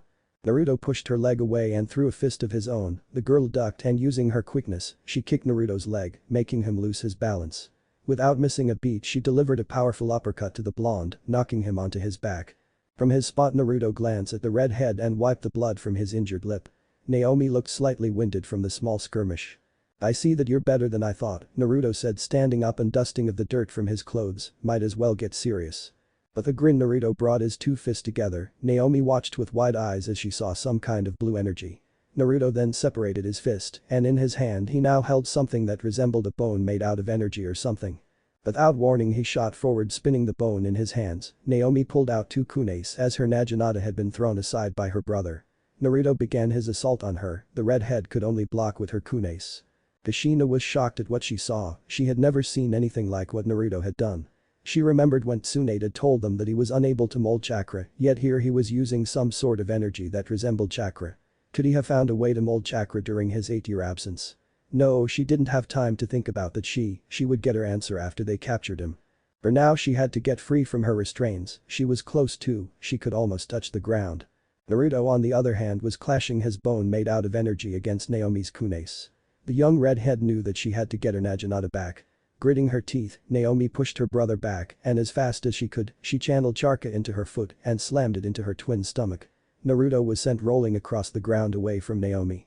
As he got back up he glared at the redhead who was running through some hand signs. Blind style. Great breakthrough, shouted the girl as she released a ball of condensed air. Naruto was about to jump to escape the attack, however before he could something wrapped around his ankle. Looking down, his eyes went wide when he saw that he was being held in place by chains. His eyes went to Kushina who had managed to free a hand from his string shot. Before he could do anything else he felt the wind jutsu hit him full force, the chain on his ankle was also released. Naomi's jutsu sent Naruto flying back into the woods crashing through trees. Naomi ran to her mother and began coating her kunai with wind chakra to slice the bindings that held her mother down. Once Kushina was released both women looked at the spot that Naruto had landed in waiting for his next move. Naruto meanwhile had gotten back on his knees and was breathing heavily, that combo had taken him by surprise and it was due to his cockiness. He remembered what Zabuza had told him, to not let his hatred for his family blind him or else it would come to bite him in the ass. And the just what he had done he had let his anger get to him, but now he had calmed down and it is payback time. Gritting his teeth he summoned the power of the zap plate and electricity began coursing through his body. With a roar he discharged the electricity from his body blasting everything around him away. Kushina and Naomi jumped back at the sight of electricity being thrown around. Both of their mouths and eyes went wide when they saw Naruto walking towards them. His body was bleeding in places, but what drew their attention was the lightning that covered his body with bolts hitting the ground. Raiden. Though Kushina, what in the world is going on? How did you get all this power? Ani-sama whispered Naomi. With a loud roar Naruto sent the electricity in a powerful discharge, blasting everything around him away. Both redheads covered their eyes to protect them from the debris of the blast. When they uncovered their eyes the two were flabbergasted at the sight before them. The trees and the grass was gone in a 20-foot radius, also in the spot Naruto was standing was a small crater now. With a smirk Naruto balled his hands into fist and once again electricity engulfed them. However before Naruto could take a step forward, a loud crashing sound followed by a scream of pain echoed through the air. Naruto turned his head and saw that Zabuza had been sent crashing into the trees and was slowly getting back up. It was over, the fight was over, and they had underestimated their opponents. With a quick glance back at the redheads, Naruto let out a growl as he used his agility technique to reach Zabuza faster than Kakashi could. "Zabuza!" shouted Naruto as he reached the downed man. "Ani-sama Sachi!" called out the redheads as they ran to stop him. "Enjoy your victory today," Naruto said with a glare, "next time it will be different." But that said Naruto picked up Zabuza and pulled his arm over his shoulder. Kushina sent a chakra to stop Naruto from escaping, however before the chain could reach him, out of thin air, a mirror that seemed to be made of intercepted it. Next to Naruto another person landed clad in what seemed to be hunter ninja clothing and helped pick up Zabuza. Together they quickly disappeared into the woods, with a small glance back Naruto saw Kakashi fall to the ground. Kushina watched as her son, who she hadn't seen in so long, and finally finds him, once again run away from them, this time though she knew their paths would cross again. And when they do she would be the one to defeat him and bring him home. For now she had to focus on helping Team 7 protect the client. "Fuck!" shouted Naruto as he punched a tree, "I had her, I fucking had her." Naruto rested his forehead on the tree trunk, anger still plainly visible on his face as he thought of his fight with his mother and sister. "Naruto calm down," Haku said scowling at her companion, "what happened out there? You promised me that you wouldn't let your hatred get the better of you, yet that is not what I saw." The blonde turned to look at Haku who was still looking displeased as he could tell from the way she was taping her foot on the ground. He knew what she was referring to, before heading to the fight Kakashi and his genin team, he had made her a promise to not allow his anger to blind him. He was calm until he saw that the white-haired jonin had indeed called for backup and it came in the form of his mother and sister. "Also what was that with the string shot? You should have known that it wouldn't keep a jonin down for long," Haku questioned. "It was in the spur of the moment, I couldn't think of another way to restrain her fast," Naruto answered her. "What about that fucking spiderweb dumbus?" came the gruff voice of Zabuza. Both teens turned to look at Zabuza who was resting against a tree, giving the blonde a glare. Haku had already healed most of the man's wounds, however the damage that he had received from Kakashi would take him about a week to recover. "Also I agree with Haku, what the hell was that? You were practically playing with the girl for most of your fight," the man stated, "if you couldn't kill her, then you should have knocked her out instead." Naruto gritted his teeth at the comment that he wasn't capable of killing her. "Naruto, as much as you say that you hate her, I know deep down in your heart there is still a part of you that cares for her," Haku said. Naruto turned to her and gave her a glare which she gave back to him. Zabuza didn't say anything as he just stared at his two students. "There is no care in my heart for that bitch, next time I face her I will kill her," Naruto said. There won't be a next time, Dumbus, Zabuza said. Next time we come face to face with them, it will be a hell of a lot different. The one you most likely will fight is your mother. That bitch isn't my mother, Naruto said. Slap. The sound of flesh hitting flesh echoed through the areas, leaving only silence apart from the random bug that made a noise. Naruto, whose face had been forced to look the other direction, looked at the arm and saw Haku giving him the most heated glare she had ever given him.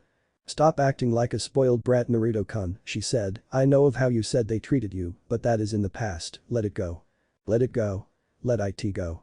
How the fuck am I supposed to let the way they treated me go? Naruto raged at her. Naruto, enough. Zabuza shouted as he stood up with the help of the tree. We'll talk about this later, let's head back to our hideout. I need to rest, and you need to cool down. With an angry huff, Naruto went and took one of Zabuza's arms, throwing it over his shoulder, and began to move to the hideout. Haku, who was still angry at her friend, followed quietly behind them. Konoha group. It wasn't long after the run-in with Zabuza and Naruto that the Leaf Shinobi had finally arrived to their destination, Nami no Kuni. Throughout the remaining time to get to Nami, all the genins had been quiet, while the adults were still thinking of how Zabuza got a hold of Naruto and about the report that they would have to send the Yondaime. Naomi was thinking about how easily her Nai-sama had defeated her. According to her father, she was at least a solid chunin in strength, yet she was tossed around like a genin. But she couldn't really come up with a reasonable excuse. She knew that if her brother had been with Zabuza, then he would have more experience in battle than her. However, she still could get over how Naruto had talked to her and her mother, and as awkward as felt when they fought, she felt a little excited. Shikamaru had the same line of thought that Kakashi probably had. His father had told him about the son of the Yondaime, a boy who had been born without chakra. That was something he never understood. You need chakra to live, and everyone has chakra in their bodies, even civilians. Yet, from what he had been sensing in the battle between Naomi and Naruto, Naruto used some sort of ninjutsu that didn't require chakra. Although he could have sworn that he felt another type of energy in his body, it was nearly unnoticeable, but it was there. Sakura was being Sakura, and the only thing going through her head was that the blonde bastard only went after the redhead because he was too afraid to face her Sasuke-kun. Sasuke was in a different state of mind after watching the battle between the Namikaze twins. He was pissed at how strong they were. He had been training hard every day to avenge his clan. But, after watching that battle, he had seen that the world was unfair. A bastard without the ability to manipulate chakra was far stronger than he, a member of the Uchiha clan, was. He would find that bastard and force him to teach him or give him whatever was making him strong. He needed that power that didn't use chakra to kill his brother. It was nighttime in Nami, and everyone had gathered together to talk about what they would be doing when Zabuza returned. I have sent a message to Hokage-sama informing him of our encounter with Zabuza and Naruto, Kakashi said. We will wait to receive his orders. I just hope they come back in time. Naomi just stood up from her seat and walked to the door. I'm gonna go get some fresh air. I need to think about something. Kushina just watched her daughter leave. She knew that she was hurting from her reunion with her twin, and not just her, she too was hurt. For years Kushina had spent a lot of time searching for her son. Every time she was on a mission, she would talk to the locals to see if a boy with his description had been in the area. All those times she had been unsuccessful, but now after so long her baby had finally appeared. When she saw him, she couldn't help but want to run up to him and embrace him. However, a part of her had been afraid that he would hate her. And that was how it was. Her son despised her and her family. Now she was worried about what he thought of Konoha as a whole. Did he hate the village also? Even if he did, he's her son and she will take him back home one way or another. Konoha. Minato had finally gotten home after a long day in the office. Having to do paperwork, meet with clients, send teams on missions really tired him out, and top of it all, his wife and daughter had gone on a mission to back up his student and his team. Sighing, he was about to go to the kitchen to find something to eat when someone knocked on his door. This of course surprised him, as not many people came to his house and knocked, only a few did, and they mostly came around when Kushina was home. Walking to the door and opening it, he was face to face with the tracking squad he had sent out earlier that week in search of a missing Chunin. Okage-sama, we found him, the woman in the front said, but we need to tell you something very important.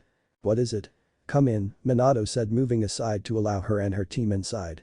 The thing is, when we found Suzuki, he was deceased, Tsume said, making the blonde man cringe. However, after searching a bit more, we found the smell of the perpetrator. You did? Well, did you recognize the smell? Asked the man. Yes, I did. It was a smell that I hadn't sensed in a long time, Hokage-sama, and I don't know how to say this, but the person who killed him was, Tsume said with a solemn face. Namikaze Naruto, your son. Minato's eyes went wide at the sound of his missing son's name. His own flesh and blood had killed one of his shinobis, then something else hit him. Over the past 8 years, many other shinobi had also gone missing during missions, mostly genin and chunin, and the occasional jonin. But now that he heard this, could it have been possible that the reason those ninjas had died was because they had come across Naruto? Zoom, I want you and your team to keep this to yourselves for now while I think about how to approach the situation, Minato said. If the council learns of this, then they will demand that Naruto be placed in the bingo book. We understand, Minato was all Zoom managed to say when a puff of smoke appeared in between them. When the smoke cleared, all that was left was a small brown dog wearing a leaf headband and a blue vest. Yo Minato, I have an urgent message from Kakashi and Kushina, the dog said, pulling out a scroll from his vest. Minato took the scroll from him and began to read it. His eyes went wide at what he was reading and he suddenly had an idea. Zoom, go and send a message to assemble the council, Minato ordered. What? Zoom questioned. Kushina and Kakashi might have just given me a very vital piece of information. Just go, once the council is together everything will become clear, he said with a smile. It was 20 minutes later that the council had gathered in an urgent meeting. Sitting on one side were the clan heads from the most prominent families, on the other side was the Anbu Black Ops chief, along with the 3 civilian representatives. Also in the meeting were the 3 elders of the village. The door to the council room opened and in walked Minato along with his sensei Jiraiya of the Sannin and his predecessor, the 3rd Hokage of the Konohagakure, Sarutobi Hiruzen. Minato took his seat while Jiraiya stood next to him. Meanwhile, Sarutobi went and took his seat as the head of his clan. The blonde Hokage looked around the room and thinking on how to start this council meeting. His gaze met the clan heads who were waiting for him to start. With a heavy sigh he began. Thank you all for coming on such short notice, Minato began. The reason as to why I have summoned all of you is because of something that I have discovered. What did you discover, Hokage-sama? Asked a man with wide eyes who at first glance one would think he was blind. Not too long ago, Tsume, whom I had sent out on a mission earlier this week, returned with some vital information that will bring some unresolved cases to a close, he said. Are you talking about the death of many of our shinobi? Asked a female elder Kaharu. Indeed, this time it was Tsume who answered. All the people in the room instantly became very interested in the news. Many of the clan heads had lost some of their members, and to learn that they had led to the perpetrator was good news to them.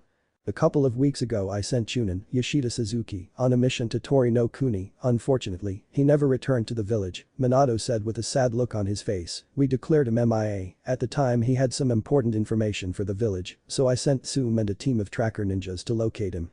By the time they got to him he was deceased, but this was not any kind of ambush, he still had all the document on his person when he was found. That stunned the council. They knew that if someone had been after him for the documents that he had, they would have taken them. Yet here they were being told that the papers were recovered. That could only mean that he had come across a bounty hunter or an enemy shinobi. Hokage-sama, I take it that Tsume-sama found the scent of who could have done it? Asked a man who wore sunglasses. Indeed she did, Shibi, Minato said looking over at the wild-looking woman. When my team found Suzuki, we checked his body, and like Hokage-sama said the papers were still on him. Tsume began. I had one of my team members who is also a medic check the man, and he found a stab wound in the middle of his chest. The stab in the middle of the chest instantly made everyone aware that whoever killed him might also be responsible of the death of many ninjas in the past 4 years. The village didn't always recover the bodies of their ninjas quickly, sometimes it could take a few weeks to months before they got the bodies, and that's if they got the bodies. When they did they were sent for an autopsy to see the cause of death, and the results were always the same: the ninja died of a stab wound in the chest. So that means whoever killed him is also responsible for the deaths of the other shinobi, said the wide-eye man. Well, did you recognize the scent, Tsume-san? Tsume hesitated for a second. She glanced at Minato who just gave her a nod. Taking a deep breath she looked back at the members of the room. At first I didn't smell anything. It wasn't until I was close to the body that I smelled something familiar. It was a scent that I had been asked to track down years ago by Hokage-sama. The scent that I got from him was that of Tsume said as the room was quiet. Namikaze Naruto. The entire room was silent, so silent that not even crickets were making a sound. Eyes fell on the blonde Hokage, then back to the woman. They were stunned beyond anything in the life. They all knew of the missing child of the Hokage. A child that was born without chakra, someone who should have died at birth, but somehow lived. He was also known in the village as a disgrace to the Hokage's family and the Uzumaki clan that his mother was a part of. Someone who would never be a shinobi, would never inherit the title of clan head. You're joking, right, Tsume? Asked a rather large man named Chauza. I'm afraid not, she replied. This time a platinum blonde-haired man spoke up, but how is that possible? The child was born without chakra. Even if he got some training he would never be able to defeat a shinobi, especially a chunin. Hokage-sama, spoke up Hiashi Hyuga, do you know anything else? You seem a little too calm knowing that your son has been killing our shinobi. Minato, spoke Sarutobi for the first time, I know this is hard for you, but if your son has indeed been killing leaf ninjas, then you must do what is best for the village and place him in the bingo book. And there it was, the moment the Minato had been waiting for someone to bring up the point of putting Naruto in the bingo book to be hunted down by hunter nins. That would be the first thing I would have done when I heard that my son was the killer, Minato said, but before we go further, I would like to bring a new piece of information. Minato, there is no point in saying anything, Kaharu said, your son has to be taken care of, unless you want him to keep killing our shinobi, Homura, Danzo say something. I agree with Kaharu, Hokage-sama, spoke Homura. I understand that it is the right thing to do, however listen to this first, Minato said, a few days ago I sent out Team 7 lead by Kakashi Haddock on a mission to Wave. This mission was a C rank, that however turned into B rank mission. When his team encountered the demon brothers of Kiri, his team decided to continue the mission and sent a request for backup, which I sent in the form of my wife and daughter. What does this have to do with your son? Asked Homura. I was getting to that, the blonde said. Kakashi then face off against another missing nin. This time however was someone stronger than Chunin's. It was Zabuza Mamachi. It was also during that time that Kushina and Naomi arrived to rescue him and Team 7. However before Kushina could strike Zabuza down, another of the man's companions entered the fight. This time it was Naruto. What? You're saying that your son is in league with one of Kurigakure's most dangerous missing nins? Asked Homura. Now he really has to be put in the bingo book, a civilian shouted. Minato, you wouldn't be telling us this if there was more, spoke a man with black hair who looked to just awoken from a nap. Indeed, he said. Well, Kakashi once again engaged Zabuza in a fight. Naomi and Kushina tried to apprehend Naruto, but it was tougher than they expected. Naruto managed to immobilize Kushina and engage Naomi in a fight. During the fight, according to Kushina, he used ninjutsu. But that is impossible, said a blonde woman. I checked Naruto myself when he was just a child, and his chakra coils were empty of chakra. There is no way he should be able to use ninjutsu, even if he somehow defied the law and has lived this long. That is why I'm saying this, if Naruto has somehow obtained a Kekkei Genkai that allow him to use ninjutsu without chakra, what else is he capable of? We never gave him a chance to see his potential when he was a child. Also, if this gets out to other villages that he has a bloodline that don't require chakra to use ninjutsu, do you really think that they wouldn't try and obtain it? Minato said. A ninja capable of using ninjutsu without chakra, a strange Kekkei Genkai that enables him to do so, Shukaku said. If this information go to Kumo or Iwa, then they would do anything to get their hands on Naruto to try and breed a whole new generation of shinobi. Then the only option at the time would be to bring Naruto here to the village to face a trial for his crimes and be punished here, Shibi said. Indeed, but if the boy does have a new Kekkei Genkai, then it would be prudent to first see if it's capable of being passed down before the boy is imprisoned or executed for the crimes against the leaf. Danzo spoke, getting the attention. Hokage-sama, are you planning on sending out a team of Anbu to capture him? The Ashi's hard gaze fell on Minato as he thought of all the members of his clan that fell to the boy. He wanted to see some punishment. Inoichi's mind was in the same mind track as he thought of his fellow clan members who had died in the past few years. He knew that both Chaozu and Shukaku had also lost a few members. Tsume and Shibi had been some of the lucky ones to not have had a member of their clan die at the hands of Naruto. Sarutobi and his student Tsunade just stayed quiet. Well, the blonde woman wanted to check Naruto's body again to see what had changed since the last time. Since we can't risk Naruto falling into the hands of another village by placing him in the bingo book, I have decided that he will be captured and brought here to face his punishment, Minato said. Hokage-sama, if you will allow me, I will put together a team of my best Anbu to capture the boy, spoke the Anbu commander. No, Minato said, the person who will be going after Naruto will be. With all the attention on him, he glanced at his teacher who had stayed quiet throughout the entire meeting and gave him a nod. Myself.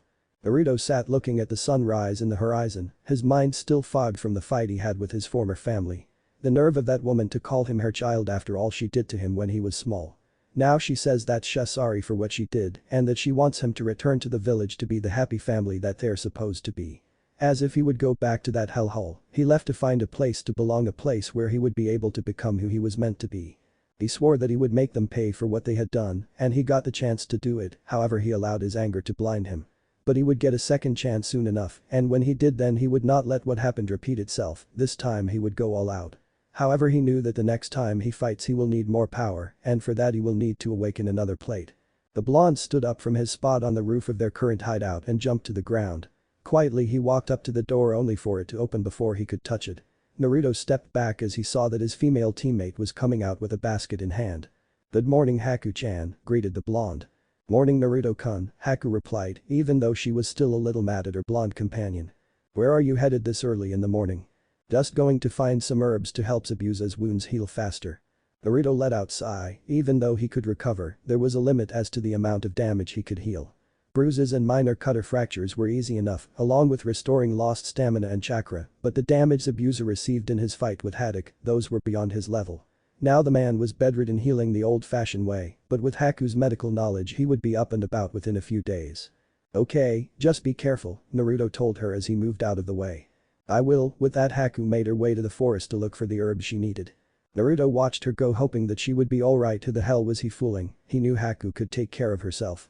After seeing her disappear in the trees, the Bond walked inside the hut and went to sit on the mat in a lotus position. It was time to start the test for a new plate.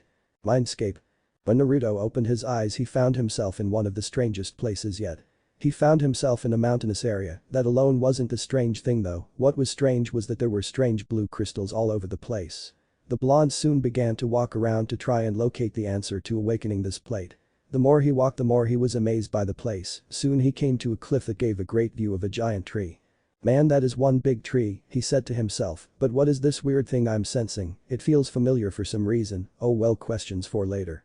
Naruto turned his back to the tree and began to walk, but soon stopped when he heard a rustling sound. Quickly turning, he saw that a shrub had been hit by the wind or something. Just as he was about to turn around, a shadow fell over him. As if sensing the danger, Naruto jumped as fast as he could just as something crashed into the ground, causing a dust cloud to kick up, blocking his sight.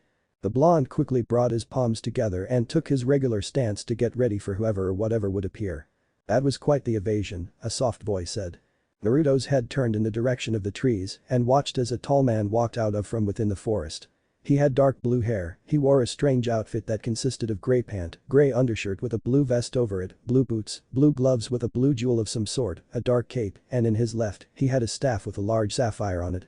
Though the one feature that drew the blonde's attention the most were the man's ocean blue eyes, the very same color of his. Before he could respond, the man, Naruto, was forced to dodge an incoming attack. Now he finally got a glance at the thing that had attacked him before the man appeared. In front of Naruto, where he had been standing not too long ago, was a tall bipedal dog-like creature glaring at him. "Who the hell are you two?" Naruto asked, as this was the first time he actually met someone that could communicate with him within his mindscape. "Oh, how rude of me," the man said. "The name I go by is Sir Aaron, and the Pokémon before you is my friend and partner Lucario.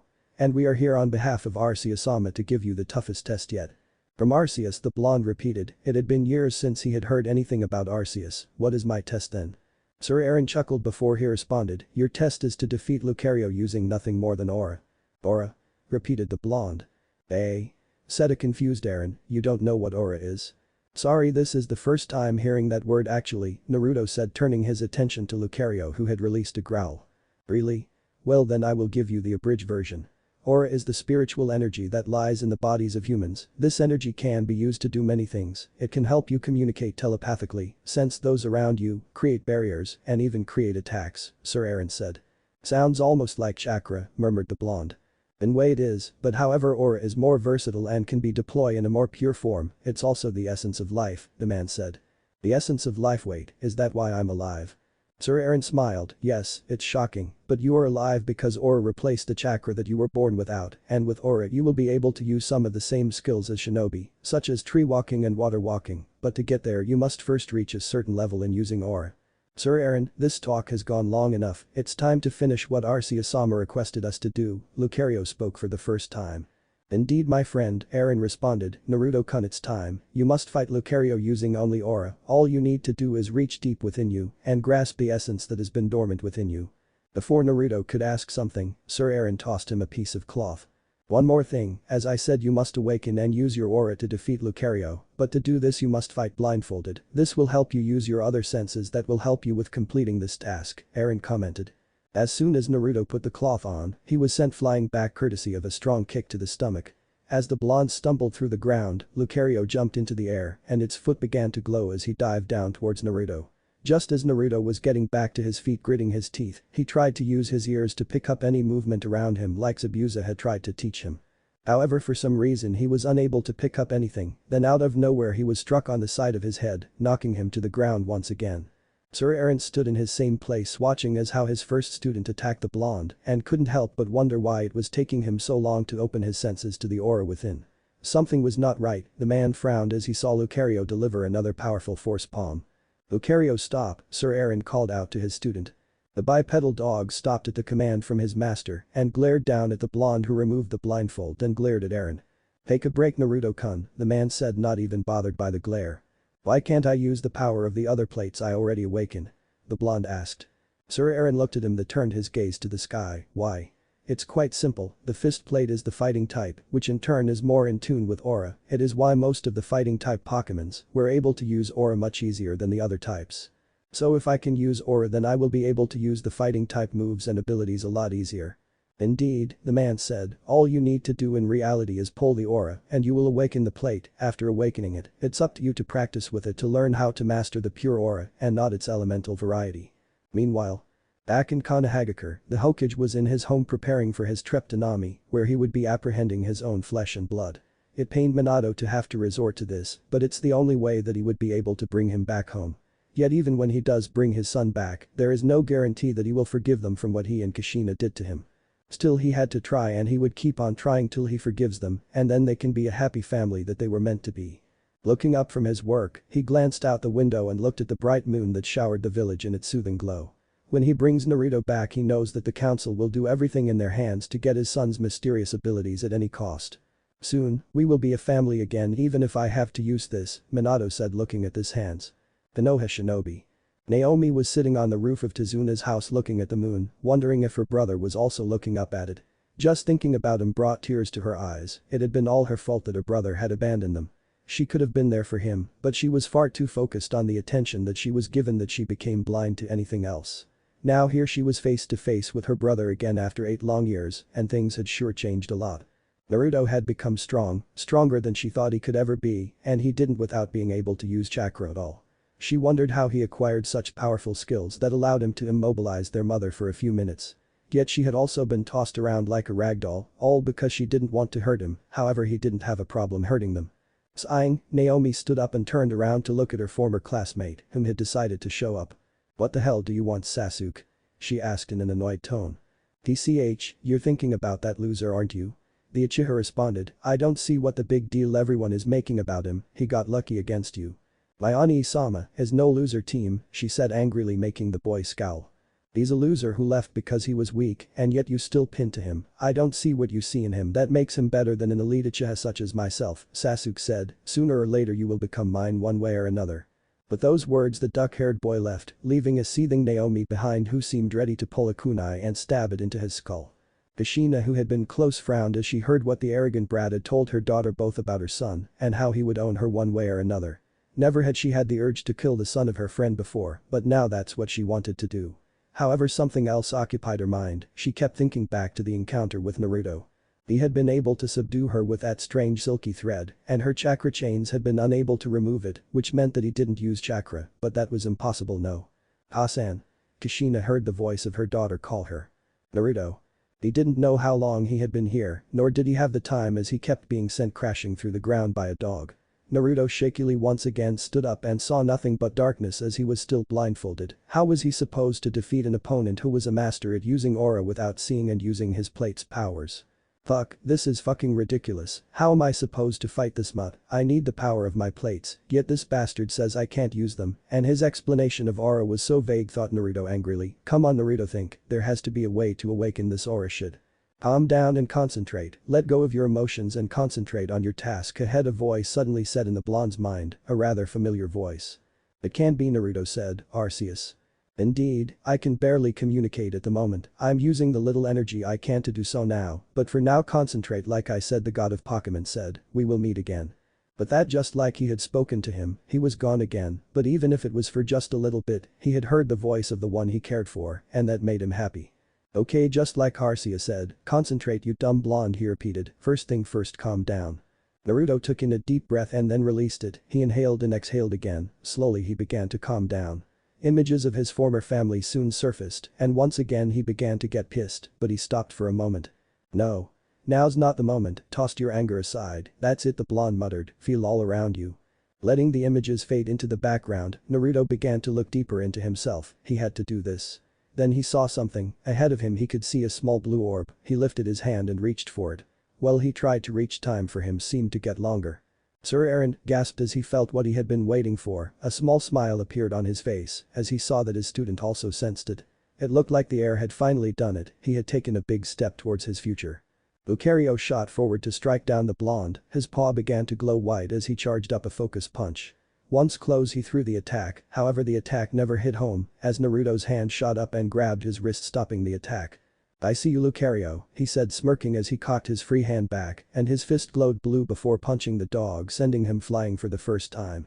Naruto wasted no time, he ran straight at his opponent, both of his fists glowing with the blue flame-like energy that he had finally discovered. Without even stopping his momentum, he ducked as Lucario formed a bone club to strike him with. A smirk plastered on his face, he delivered an uppercut hitting the dog in its chin, lifting him slightly off the ground. He didn't stop there though, as he used his other fist to punch him in the stomach, knocking him away only to land at the feet of Sir Aaron. "Well, how was that?" Naruto said removing the blindfold. "Very well done Naruto-kun," the man said with a smile, "you finally did it." Before the blonde a dull-colored plate appeared before it began to glow turning a maroon color, signifying that it had awakened.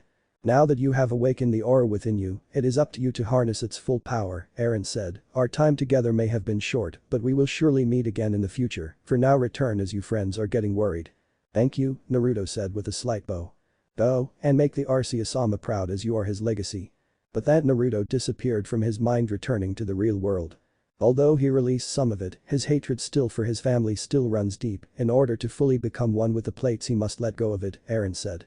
Indeed, Arceus-sama never hated humans, he didn't like them either, Naruto must learn to do the same, Lucario said standing up. "Are you alright?" "Yes, he punched me well, but it's nothing I can't handle, I did take it easy on him after all." "Haha, yes you did, had you mega evolved he would never have done it, for now it's enough, next time though it will be different." Hideout. It had been 4 days since Naruto had gone into his mind to awaken a plate, the longest time he had ever taken. Zabuza was sitting on the couch as he stared at the blonde, Haku was making something to eat. The day that they would confront the Konoha shinobi was approaching and the brat had to wake before they can go. Sighing he closed his eyes to rest a little when he was suddenly hit with a wave of powerful energy. Eyes snapping open the man stared as Naruto stood up from his position as a bluish hue covered his body, his eyes open, revealing a pair of glowing blue eyes. "Holy shit, what is this energy?" Zabuza thought, "He's stronger now, I can feel it." Naruto-kun spoke a worried Haku who had ran into the room with senbon in her hands ready to attack. "I'm back," the brat said with a smirk as the energy died down. "About time brat," the man said, "get ready we will be striking at dawn." Zabuza stood up and walked out of the hideout, Haku came up to Naruto and wrapped her arms around him. "Baka don't worry me like that again," she said softly. "I'll try not to," he said, "soon I will be able to put my past behind me, thank you Arceus. Now they will soon know the full power of Namino, of Arceus Naruto." Naruto stood at the door of the hideout his gear was already ready for today, he would finally clash with his former family for the last time and this time there was no holding back. After the awakening of the fist plate, he had no time to actually practice with it to get used to it and to learn the attacks, so he would have to rely on his other plates. From the corner of his eye he could see both Haku and Zabuza were done getting ready and they would soon march to the bridge to kill the target. "Let's go," Zabuza said as he placed his sword on his back. Izuna's house. Naomi was standing at the door waiting for the rest of the team to finish getting ready to escort Izuna to the bridge. It had been almost a week since they had arrived and she knew that the fated day to encounter her Ani-sama was growing closer. Hearing footsteps she saw Sasuke approaching the door with his loyal fangirl at his heels, something that made her sick. Sakura was nothing more than a nuisance to them as she was the weakest of their generation. Not too far behind them came the laziest member of their team still yawing and complaining about not getting enough sleep. "Aheyo Shikamaru," she greeted the lazy Nara making the Uchiha scowl at being ignored. "Aheyo," he responded with a big yawn. "Aheyo Mina," came the voice of Kushina as she dragged a sulking Kakashi, "Everyone ready?" The group nodded as they began to file out of the house where Izuna stood waiting along with his daughter. "About time," he said. "Well since we're all ready now let's get going," Naomi said as she made a hand sign, Kage Bushin no Jutsu. A single clone of Naomi appeared beside her, the clone would remain in the house as extra protection in case one of Gato's people came to try something. Now they set out to the bridge no one talked on the way there, except for Kushina who was making small talk with Kakashi. However, what none of them noticed was that they were being watched by a figure on top of a roof. The group stopped dead in their tracks as soon as they arrived at the bridge, the sight before them making them gasp. Laying on the ground covered in blood were the bodies of the brave workers who were helping with the construction of the bridge. Without any thought Izuna ran toward the fallen men. "What the hell happened here?" asked Izuna in a shaky voice as he looked at his fallen friends. "TT the mist," said one of the men who was barely alive, "TT they came FF from it." All of a sudden a fog began to cover the bridge, the group surrounded Tazuna while pulling out their kunes. "Sensei, it's Zabuza, right?" asked Sakura. "This is his Kurigaku no Jutsu, isn't?" "Yes, it's him." Hahaha, came a chuckle. "Sorry to keep you all waiting, it seems that the two of you are still babysitting them brats." Ani-sama thought Naomi as she glanced around trying to find Naruto. Sasuke though was shaking a bit as he tried to find his enemies.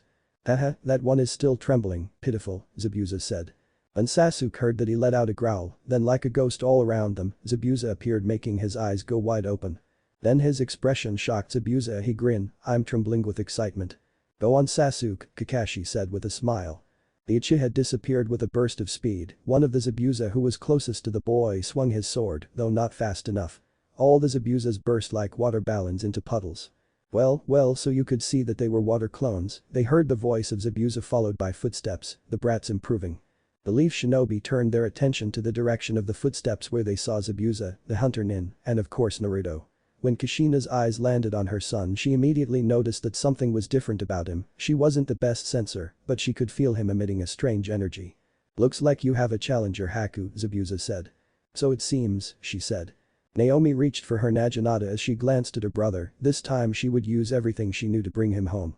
"Naomi-chan, Sasuke," Kushina drew their attention. "I want the two of you take that fake hunter Nin." "Aka-chan," Naomi said. "Omi-chan, I will fight Naruto-kun," she said. "I know how you feel, but this is something that I have to do." "Sakura, Shikamaru, both of you protect Izuna," Kakashi said, revealing his Sharingan.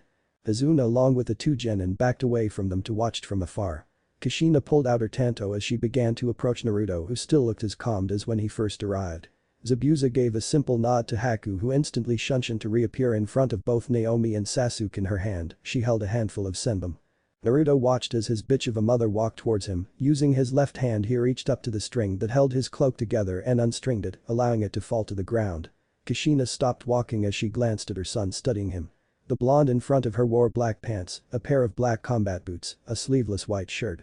On his waist he still had some kind of belt with multiple pouches.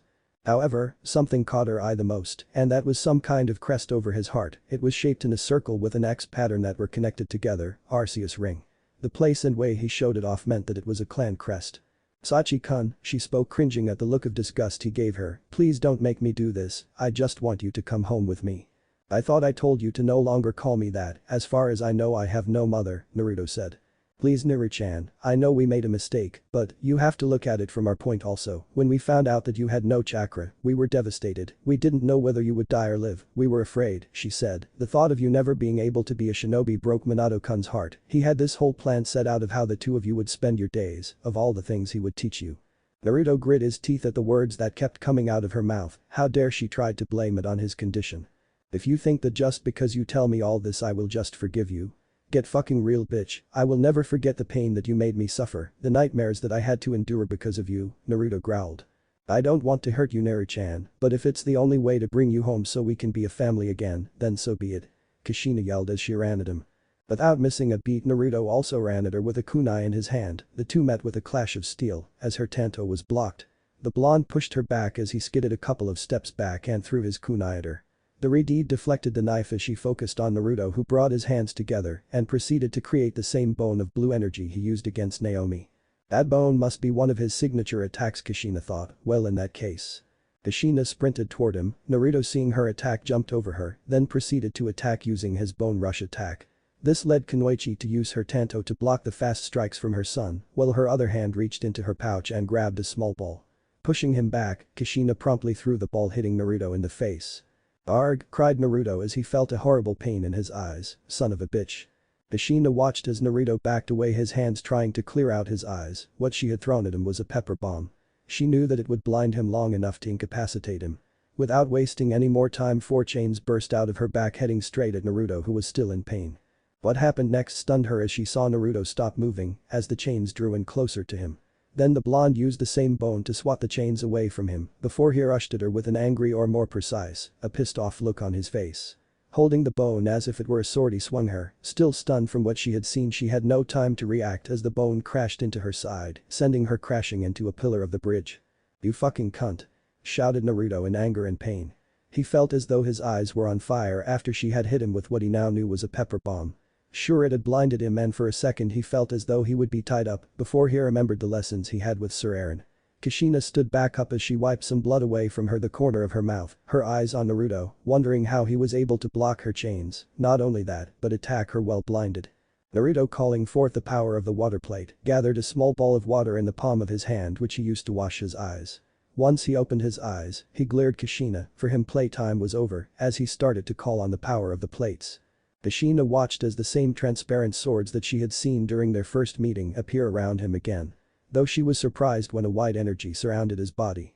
As Kushina fell into a fighting stance with her Tenten ready along with her chains, she saw a smirk on Naruto's face before he disappeared. What? She thought. The blonde reappeared in front of with his bone in hand, as she was about to send her chains at him, once more he vanished from her sight. Suddenly she a large amount of pain in her back as she was sent crashing across the bridge. Naruto stood in the spot where she had been with his foot raised glowing with a white energy. How? She thought as she stood up, how is he so fast? He moves almost as fast as mid-level Jonin, not only that his attacks feel stronger. Putting his foot down, he charged at her, this time engaging her in a taijutsu fight. Kushina used her forearm to block his kick before bending to dodge a punch. Naruto growled as tried to punch her again, only to receive a powerful chakra-enhanced kick to the chin which knocked him on his back. As he jumped back to his feet he felt something on his arm, looking down he saw that he had a chain wrapped around his arm. Not a second later chains burst from the bridge and wrapped around him. Fuck, I let my guard down, he cursed in his mind. It's over, Naru-chan, now that I caught you, my chains will sap away that energy that you're using, Kushina said from her spot. Fucking bitch, think Naruto, think he chanted in his mind as he watches her approach him, swords dance still needs another minute, so I can use it. Kushina stood in front of Naruto with tears in her eyes as she looked closely at her son, he looked so much like his father with her face. Then she did the unexpected and wrapped her arms around him, noticing that he was slightly taller than her. My baby, she cried. Naruto tried to break free from her as he felt her tears getting his shirt wet. Get the fuck off me, bitch, he growled. Naru-chan, she said as she pulled back a bit, her hand still on his shoulders, please son, come home, I promise that everything will be different. Fuck no, he responded as he began to charge up a lightning attack only for the chains to act as a lightning rod, making it useless. He watched as a frown marred her face as she drew in closer to him, at that moment he tilted his head back only for a second later to smash it into her face. Unfortunately for Kushina, who was thinking on what to do to try to and make him see that she was indeed sorry, didn't anticipate the attack which struck home. The woman stumbled back holding her nose as she felt the warm feeling of blood. Naruto watched with a satisfied grin as he watched her look at him with shock at how he had attacked her. The blonde took a deep breath as his cheeks bulged out before he shot a powerful blast of water at her, striking her chest. Though the chains on him didn't slack at all, making him even more pissed off than he already was. Kushina wiped the blood from her face as she held her chest, the water attack hit her hard, almost as if she had been hit with chakra-enhanced punch, not Tsunade level, but it still hurt. She saw as the same swords appeared around Naruto once again and how he began to try and break free from his restraints. Those swords, see, get it now, they increase his strength, and if I'm not wrong the wide aura that appears around him must increase his speed, she thought, yet it don't seem like he can use them continuously, so they must have a cooldown time before he can power up again. You won't be able to break my adamantine chains, Naru-chan, so I suggest that you stop, she said. God damn it, he thought, glaring at her, if only I could. While Naruto thought of what ifs, deep inside him a purple plate began to glow before releasing a small pulse of energy. His mother watched as he stopped moving, thinking that he finally figured out that it was hopeless for him to break free. Then she saw as how his body began to flicker, before vanishing, the chains that held him back fell to the ground. A few feet behind her Naruto reappeared, stumbling as he felt the restraints no longer hold him. Turning his head, he saw her staring at the spot that he had just been in. Teleport, he said. Without a second thought he charged at his mother once again. Kushina heard steps getting close to her. Twisting her head around, she met the fist of her son on her cheek, followed by another punch to the stomach, next a strike to the knee, almost forcing her to fall forwards. Then to finalize the attack, Naruto spun around, delivering a powerful kick to the face, sending her sprawling onto the bridge. Naruto was about to jump up to deliver one more blow, only to stop when the sound of shattering glass echoed through the area. Naruto quickly turned his head in the way it came from and tried to see what was going on. Unfortunately for him, the fog was in the way and he could barely make out the dome of ice mirrors that Haku made. Though he could make out someone getting up outside of the dome, he felt a horrible sensation in his stomach. Haku, Naruto said, worried for his partner. Fuck, sorry Zabuza, defog. Kushina, who groggily stood up, watched in fascination as Naruto spread his arms and a pair of spectral wings appeared on them. then began to glow blue before he flapped them, releasing a powerful wind that began to clear away the fog. The sight that revealed before them made the blonde blood run cold as he saw Naomi running straight at Haku with a swirling blue ball of chakra in her hand. Haku stood motionless as tears fell from her eyes, her mask laid in pieces on the ground. "Haku!" shouted the blonde as he took one step forward, vanishing from Kushina's side as she watched her daughter about to deliver the final blow. Naomi blinded with anger toward the bitch in front of her, she blamed her for her beloved Oni-sama's hate towards her. She had seduced him, and now she wanted her dead. Without her, Naruto would surely return home with her once Kakashi killed that bastard Zabuza. As she approached her with her Rasengan in hand, just as she was a few feet away from her, something she didn't see coming happened. Naruto out thin air appeared in front of Haku, stunning the girl as she watched him, or more specifically his hands that were slightly separated, as small rocks started gathering in between them, forming a larger rock. But the roar Naruto fired the small boulder in his hands, striking Naomi in the chest, sending her flying back and the Rasengan in her hands evaporating. Naomi on the other hand was in a world of pain as she felt her ribs break from the powerful impact of the rock that she'd been hit with. As if that wasn't enough, she ended up crashing into the railing of the bridge, causing a small explosion. Haku saw as her partner's breathing was rather ragged and heavy, that attack seemed to take a lot out of him. Soon enough he fell onto one knee trying to catch his breath. "Are you alright?" he asked. "Naruto-kun," she said before they heard something that sounded like a bunch of angry birds chirping. Both turned their heads to see the last of the fog clear up, to see their mentor and father figure being held down by a pack of dogs, as Kakashi had a hand covered in lightning. "Zabuza-sama!" both teens shouted together. Haku was about to run to him as Naruto also tried to move, only for his body to not respond at all. "Shit, that last move drained me," he said in his mind as he tried to force himself to move. Both teens suddenly ceased any movement as they felt something holding them back. "Hajime no Jutsu, successful," came a voice. From the corner of his eye he saw the pink head and the pineapple-haired him staring at them. The boy was on one knee with a black line stretched out in front of him, leading to both Haku and him. Squelch. Splash. The sound hit them as they watched Kakashi drive his lightning-encased hand through Zabuza's chest. No one moved or made a sound as they all saw the sight of Team 7's leader kill one of the Seven Swordsmen of the Mist. Tear flowed down Haku's face as she saw her father and all but blood be killed in front of her, just how her mother had been killed in front of her. "Zabuza!" Naruto shouted in anger as his body sent out a blinding flash of energy, erasing the shadow that held him down. As soon as he was free he exploded from his spot, running straight at Kakashi, his hand balled into a fist as it began to glow. Kakashi, who was tired from his fight, turned to the sound of the shout just in time to see his sensei's son slam his glowing fist into his chest, knocking him away.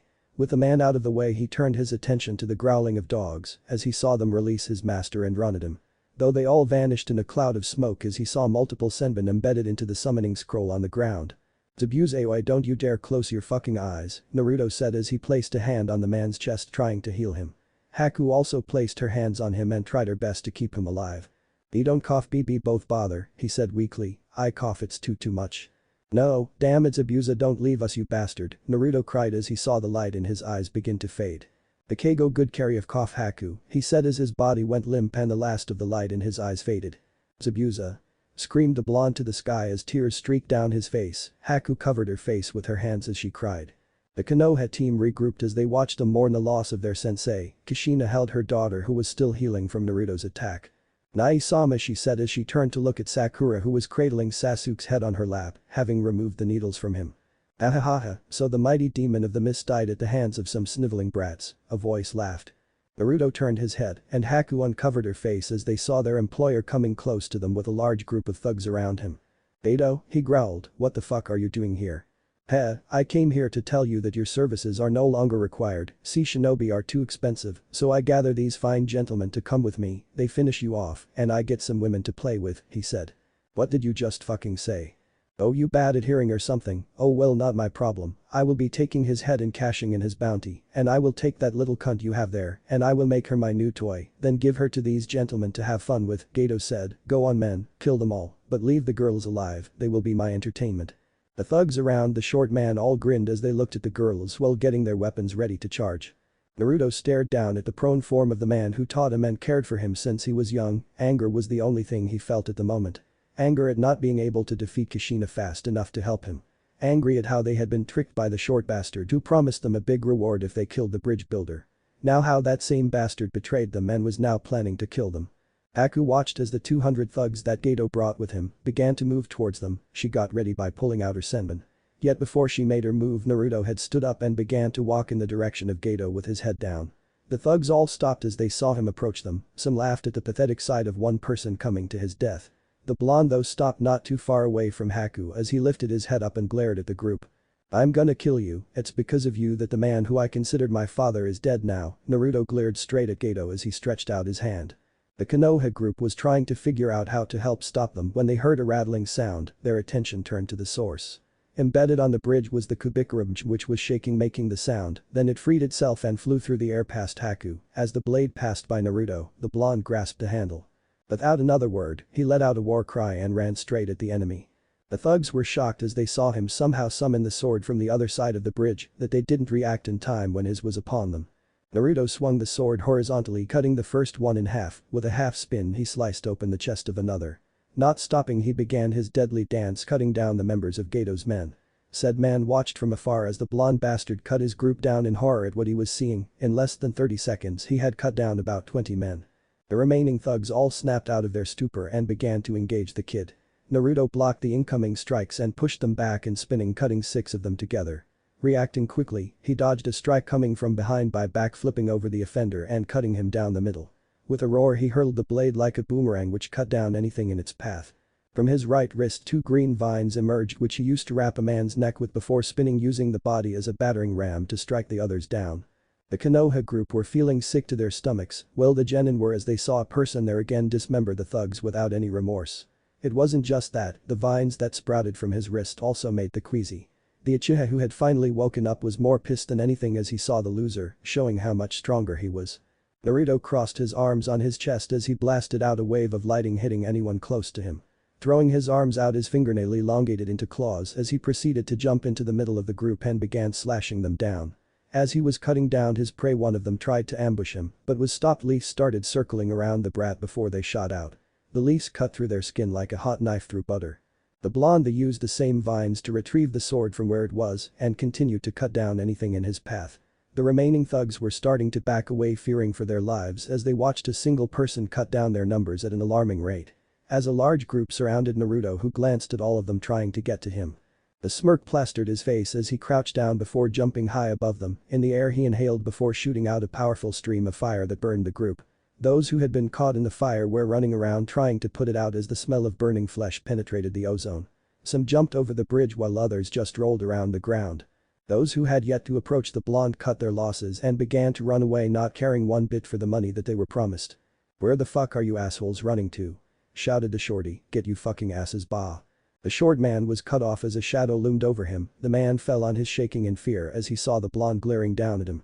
His once white shirt was now dyed red from the blood of all his kills. Wait, he tried to beg. "Don't kill me, I can give you anything you want." "Then bring Zabuza back to life," Naruto said, emotionless. "I can't do that," Gato said, trying to crawl away. Naruto raised the blade before bringing it down, stabbing the man through the back straight through his chest. With a powerful swing he sent him flying. Watching the short man fall through the air, he pointed 2 fingers at him. A small ball of energy began to form in his fingertips before more energy began to gather, making it bigger. "Burn in hell, motherfucker, hyper beam," shouted the blonde, releasing the energy in his fingers in large beam that struck Gato's body. Naruto turned around and began to walk back to where Haku was with Zabuza's body. As he passes the bodies of some of the thugs, he failed to notice one of them stirring. Passing through and nearing his partner, the man jumped to his feet and ran straight at Naruto with a katana in hand. "Naru-chan," yelled Kushina, running toward him, felt something zip by her. Stunning everyone, a tri-pronged kunai landed next to the young blonde. What happened next fell like slow motion as they all saw a yellow flash. Naruto felt someone push him away. As he turned his head, he saw the one person he wanted to see the least. Minato was in his spot, a Rasengan in his hand. The ball hit the man who was planning to stab him, sending him spiraling over the bridge. Minato turned his attention to Naruto, who had sat up and was glaring at him. "Naruto-kun," said Minato, seeing his son for the first time in nearly a decade, "you've grown, my son." "You?" Naruto screamed, jumping back, landing next to Haku only to fall to his knees. Not good at all. I'm in no condition to fight, and there's no way I can fight him. The only I can do now is grab Haku and try escape." "Minato-kun, Two-chan," called out the 2 redheads. Minato walked past Naruto, heading straight to his wife and daughter and engulfed both of them in a hug. "I'm here, don't worry," he said. The younger blonde watched them balling his fist in anger, though he didn't do anything, instead he stood and his body began to glow, healing what he could. Feeling slightly better, but still tired, he placed the sword on his back, then grabbed Haku and Zabuza's body. Kushina saw his movement, quickly breaking out of Minato's grasp. She went to try and stop her baby, chains shot out to try and hold him. It was too late for her as Naruto vanished along with the girl and his kidnapper's body. Naruto. The woman fell to her knees, tears flowing down her face. She had been near her boy, now he was gone again. She felt a hand on her shoulder as she looked up to see her husband looking at her, a small smile on his face. "Don't worry, Kushi-chan, I place a Hirshin marker on him," he said, looking up to the other side of the nearly completed bridge. "We'll find him, and when we do we'll take him home, though for now let's go treat everyone's wounds and get some rest. Once we're all rested we will go after him. I was so tempted to end this here, but since I've been gone for a while I will go a little further lol." Elsewhere. Naruto and Haku reappeared a couple of miles away from Nami. Haku felt slightly nauseous after the jump, Naruto on the other hand fell forward unconscious. The girl quickly checked on her friend and saw that he was asleep from exhaustion. A sad smile made its way to her face as she removed the sword from his back. Reaching into one of his pouches, she pulls out a scroll from which she unsealed a blanket she used to cover him. Standing up, she went in search of some wood to make a small campfire. Wave. The Konoha group plus the Hokage sat around the small table in Tezuna's kitchen, talking about the details of the mission. Well, Minato and Tezuna were discussing about how the small nation was going to pay the leaf for the mission. What had started as a C rank went to a B when the Demon Brothers showed up, then went to A when Zabuza showed up. Though after that, from what Kushina had told him, the mission was on borderline with a low S rank mission. However, he knew that Nami would never be able to pay for an S, so he left it as an A rank. "Sensei, what's the plan on capturing Naruto now?" asked Kakashi. "For now you need to rest up, we don't know the full extent of Naruto's powers. From what I saw during his fight with Kushina he didn't show everything," Minato said, standing up and walking to the window. "Though I will say this, we will be moving on him soon, so you may have to take a soldier pill." "Du-chan," Naomi spoke, "Ani-sama was never a shinobi, so it means that he can come home and be in trouble, right?" "Yeah, he wasn't a shinobi, but that doesn't mean that he will not be punished," Minato said. "He was in league with a missing nin." But he was brainwashed by him, you can't blame Ani-sama for that," cried Naomi. "Sweetheart, I know how you feel about Naruto, but I also have to think about the well-being of the village," he said, "but I will do all that is in my power to make sure that he will be alright." "Okay," she said. "We should all go and get some rest," said Kushina. No one protested as they filed out of the kitchen to the rooms that Tezuna had provided them with. "Kushina, Naomi, I'm so sorry for what I'm about to do," Minato whispered. Naruto and Haku. Naruto stood next to Haku as they stared at their deceased mentor. After waking up, Naruto and Haku began to create a funeral pyre to cremate Zabuza. The two didn't need to speak at all as they made the pyre, though both had tears on their faces. They had been with the man for so long that they were a small family. Naruto took a step to the pyre and released a small stream of flame that began to burn the pyre and the body. Doing this would prevent anyone from obtaining the secrets that his body held. Naruto pulled the girl along with him as he went to sit at the base of a tree and pulled her onto his lap, allowing her to cry into his chest. "We're gonna be alright, Haku-chan," Naruto said, rubbing her back. "But what are we gonna do now? We're so used to doing what Zabuza-sama, how are gonna do what we used to do without his guidance?" asked Haku. "We'll think of a way to live, don't worry, for now we can." "Return to Konoha," a voice said, cutting Naruto off. Both teams jumped to their feet into their combat stance as they look at the direction the voice came from. The voice was familiar to Naruto. He glared as he watched his family along with Team 7 appear from the tree lines. Minato was in the front and on each side of him was his wife and daughter. Kakashi stood behind them with his team. "Naruto, I think it's time for you to come home," the older blonde said, taking a step closer, though stopped when he saw the Kubikurumchim flew into Naruto's outstretched hand. "Like hell I'm returning to that godforsaken village," Naruto spat. Without any emotion, Minato spoke. "Naruto, you either return peacefully or else." "Or else what?" "Very well," the Hokage sighed as he reached into his pouch and pulled out a piece of paper. "Namikaze Naruto, you are hereby under arrest by order of the Council of Konohagakure no Sado." "Minato 2-chan. First, I don't go by that fucking name anymore. My name is Arceus Naruto. Second, under what charges?" Naruto said. "In case your fucking brain isn't working, I was never a shinobi under your fucking rule. I was a civilian, and civilians can leave whenever the fuck they want. You are charged with having affiliation with a high-ranking missing nin, and for the murders of 58 Leaf Shinobis, 9 of which were main branch Hyugas, 5 branch Hyugas, 5 Yamanaka, 2 Nara, and 3 Akimichi," Minato said. Kushina covered her mouth in shock as she fell to the ground, not able to believe that it had been her baby who had committed those kills. Shikamaru, who had heard about the deaths of his clansmen, glared at the blonde, something that was unusual for a Nara. They were shinobi. They should have known of the dangers of pursuing such a career, said Naruto. Just give yourself up, there is no place where you can run to that I can't find you now, after all I did mark you at the bridge, the Hokage said. Fuck, if he tagged me then there really isn't anything I can do, no, first thing I have to do is grab Haku, teleport as far as away as I can, then leave her so they don't capture her, thought Naruto. Naruto, Haku said, placing a hand on his shoulder, looking at him sadly, there is no way we can beat them, let's give up. Haku, he said, looking down at the sword in his hand, and with a sigh he dropped the weapon, run. Removing himself from her grasp, Naruto teleported to appear in front of Minato, delivering a punch to the man. The punch never connected as the man vanished in a yellow flash to appear behind Naruto. Gritting his teeth, he teleported again away from the man. Get out of here, Haku, I'll hold them as long as I can, Naruto said. Before Haku could respond, chains sprouted from the ground wrapping around Haku. His eyes went wide as he saw Kushina restrain his teammate. As he was about to teleport to her, Minato appeared before him. The cage delivered a powerful punch to Naruto, making him double over in pain. He then grabbed him by the back of his shirt. Reaching into his cloak, he pulled out a black collar with a red gem in the center. Faster than Naruto could reach, Minato strapped the collar on him. Naruto fell to the ground as he used his hand to try to remove what had just been placed on him, only to feel a powerful surge of pain go through his body. The last thing he saw was his sister running to him before he blacked out. It had been a week since the mission to Wave and a long week since the capture of his son Naruto, and it had been the longest week of his life. Sitting at his desk with his hand holding his head was Minato, reading over the latest demands of the council. Sighing, he crumpled the paper into a ball and threw into the trash bin. The Hokage stood up from his seat and turned to the window that allowed him to look at the entire village. Though his eyes instantly landed on a single tower that stood away from the busy marketplace. The Anbu headquarters and the place that his son was currently held in after being brought to the village. Once he had arrived to the village, the council had been waiting for him and had instantly demanded that Naruto be sent to the holding cells in the Anbu tower until the trial was ready.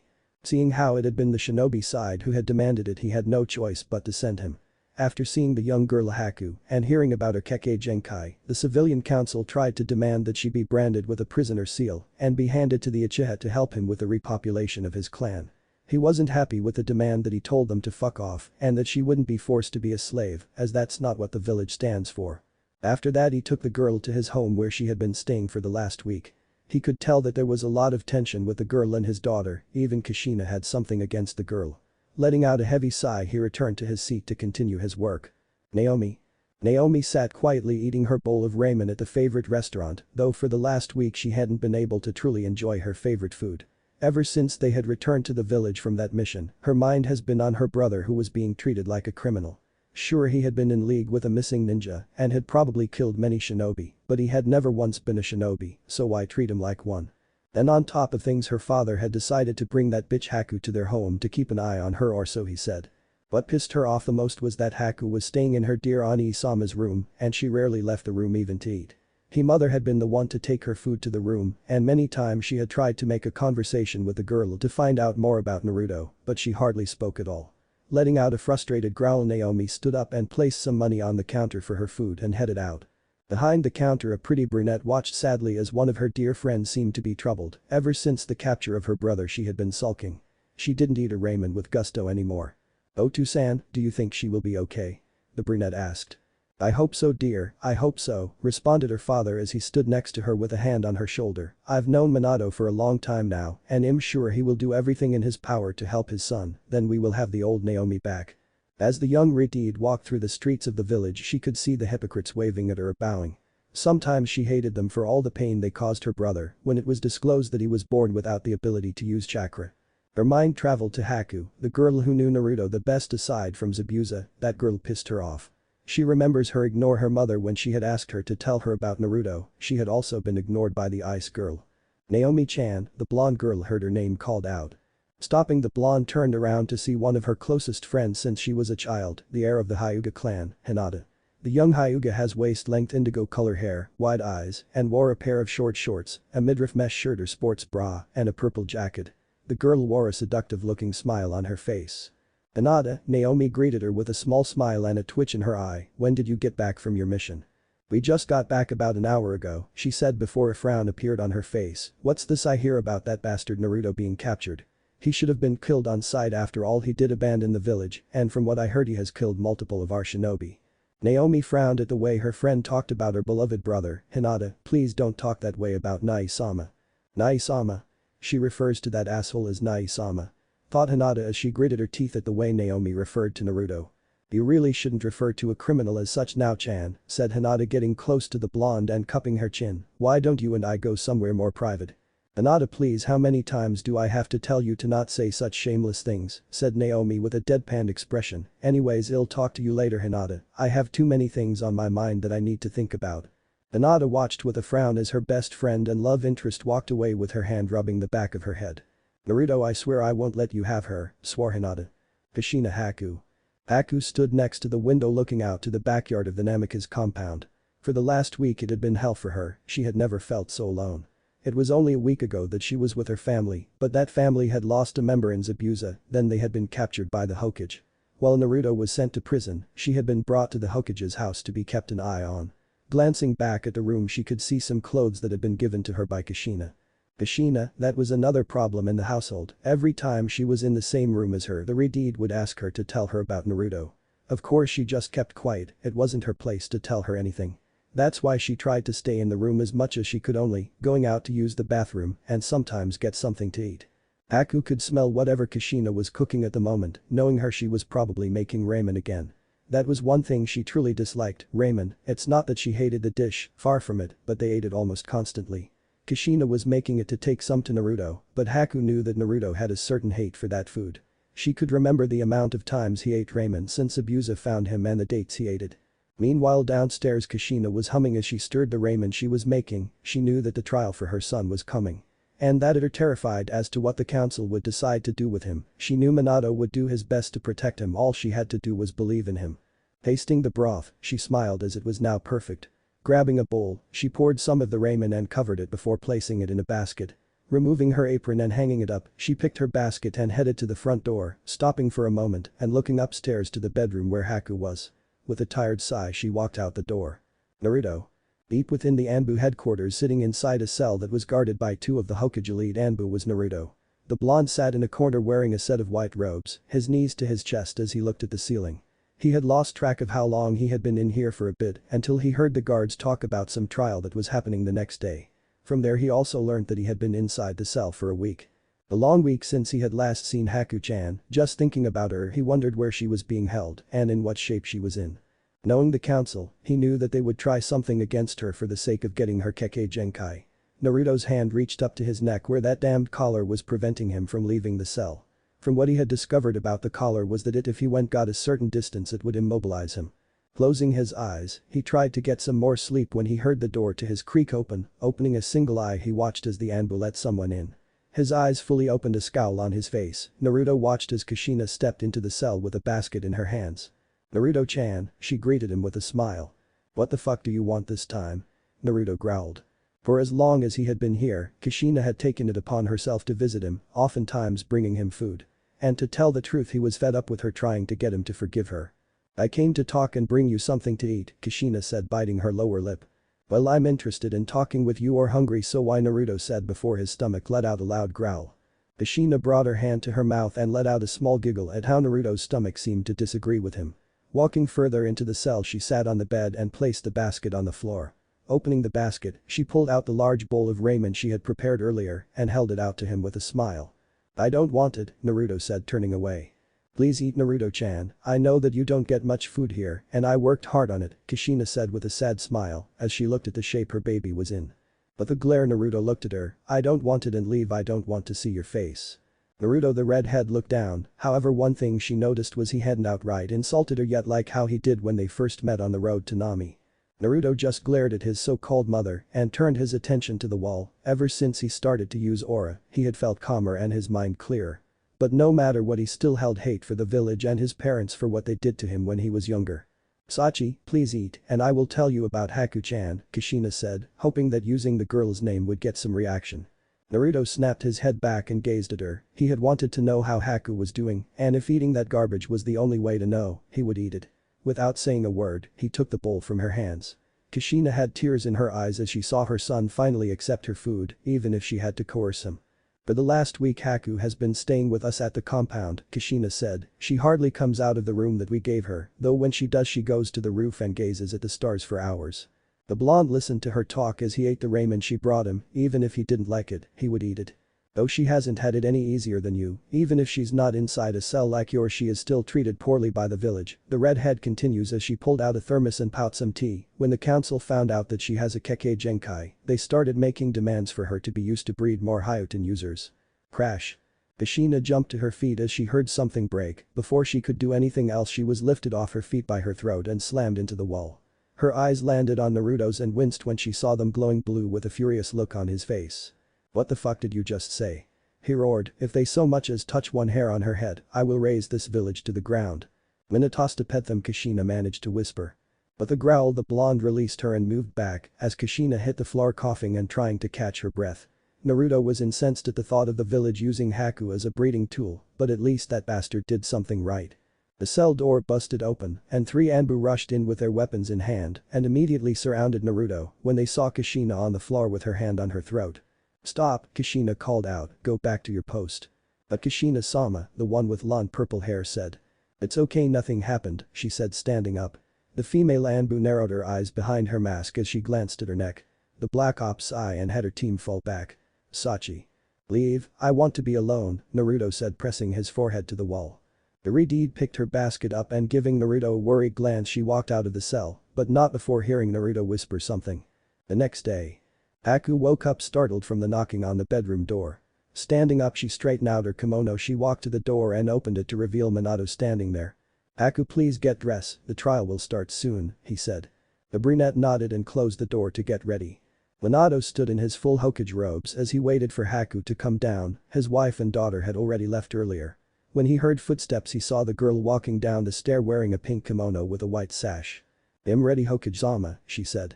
Minato approached the girl and placed a chakra suppression seal on her. Then he grabbed her shoulder and using his Hirishin teleported to the council room. When they appeared Haku noticed that the room was full, on one side sat the civilians all dressed in their most expensive clothes. On the other side sat the shinobi council also dressed in expensive clothes, but on this side, she noticed that the genins that they had fought sat behind, along with more what seemed to be the heirs. In the center sat the 3 elders and standing next to an empty chair was an elder man with a pipe in his mouth. The Hokage pointed to 2 empty chairs in the middle, no words were needed as she went straight for the chair to sit down. While sitting there she could feel the eyes of the people in the room on her.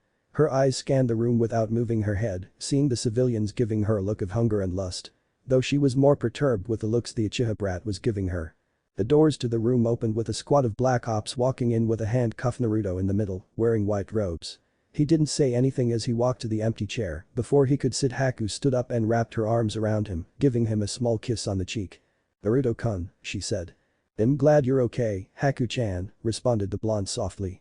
Naomi watched from her spot behind her mother as the two hugged each other with a huge frown as she should be the one holding her Oni-sama like that. From a few feet away Hinata's eyes were focused on the blonde filled with anger towards him. "Take a seat," Minato said with authority from his seat. Naruto turned his head and glared at the man but sat down nonetheless.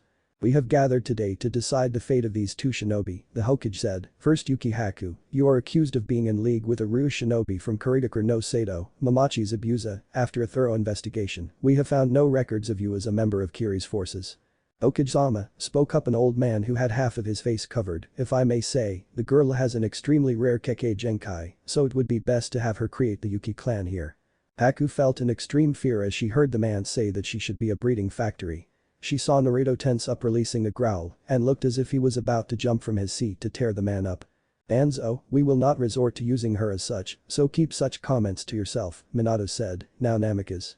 "Arceus," Naruto interrupted, "my name is Arceus Naruto, you blonde bastard."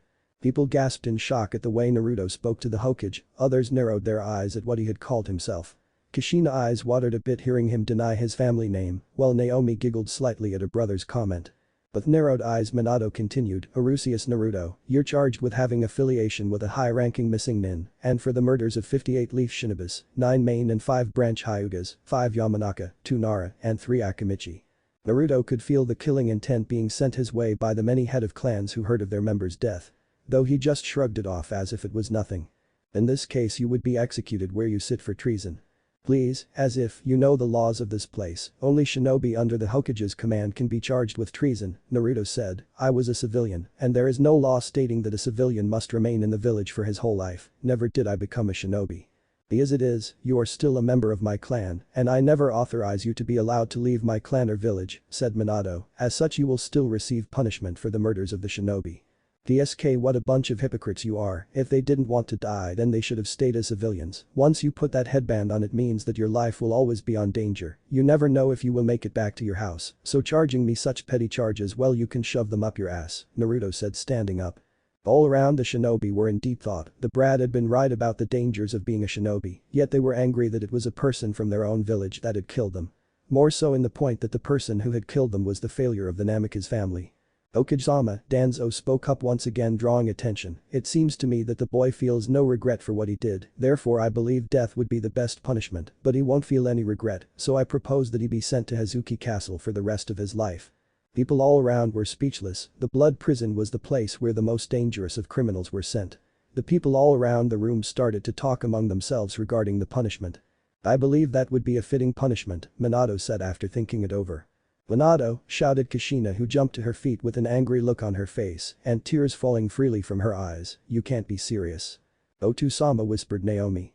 However, we need not be hasty, Minato spoke again. From what the reports and the things I saw, I believe that his chakraless skills would be going to waste, so I think that we should give him a choice, either join the Konoha ranks or be sent to Hazuki Castle. Okage-sama, don't be ridiculous, this boy needs not be given the opportunity to become stronger, send him to Hazuki Castle, and then as Danzo-sama stated, we give the girl to Uchiha Sasuke to be used to repopulate the Uchiha clan, spoke a civilian. Before anyone could tell the man to shut up, and loud snap echoed through the room and a chair was sent crashing into the Anbu that was standing close to Naruto. Before anyone could make a move, Naruto appeared in front of the civilian who had spoken, his arm pulled back, hand curled into a fist, and his fist glowing white. The man couldn't move or respond in time as Naruto smashed his fist into his face, sending flying back, crashing deep into the wall. The shock lasted only for a few seconds before the Anbu jumped to restrain Naruto. Minato made a single hand sign. The necklace on Naruto glowed before he fell to the ground, gritting his teeth in pain as he struggled to look at the bastard. The masked shinobi pulled him back to the center of the room, dropping him onto the ground with their swords ready in case he attacked. The shinobi were stunned. They at first hand believed that the boy could use some sort of ninjutsu, with no chakra. Now seeing it themselves, many began to make plans. Danzo was making as many plans as he could to try and get the boy under his command. With him he could take over the village faster. He had his Sharingan locked on the boy and saw when he moved and attacked, he didn't see a single ounce of chakra. Naruto glared at the man as he tried to stand up, but his body felt as if he had been hit with a super thunderbolt. Naruto-kun, are you alright? Asked a worried Haku kneeling next to him. This bastard, Naruto thought, looking from Minato to Danzo. If I choose the prison I will be away from Haku, and I won't be able to protect her at all, so that one-eye mummy will try something against her, though if I become on the bastard's lapdogs, I'll be close to Haku to protect her, either way I lose in the end. Fine, you bastard, if that's your fucking game, I'll become one of your lapdogs, Naruto said. Naruto-kun, thought Haku. Thank goodness, Kushina said with a smile. Now we'll be together, Ani-sama, Naomi thought. The clan heads were not too happy with what the brat was offered, but they would try to get his DNA into their clans one way or another. Hyuga Hiashi stared at the boy with his Byakugan blazing and wondered what it was that powered the boy. He had seen something inside of him send a burst of power to his fist. His eye glanced to his eldest daughter, who was heatedly glaring daggers at him. Knowing her infatuation with Minato's daughter, she might be able to get close to the boy, if not he still had his youngest Hanabi. With Naruto's agreement to join Konoha's forces, I take it if offered you will accept also, Haku-san. Hi, Hokage-sama, Haku said without looking at the man. Well then, this trial is over. Anbu, escort them to my office, Minato said, using his Hirishin to return to his office. What if Naruto is the father of Arceus? Pokémon end here, and thanks for watching my video till the end.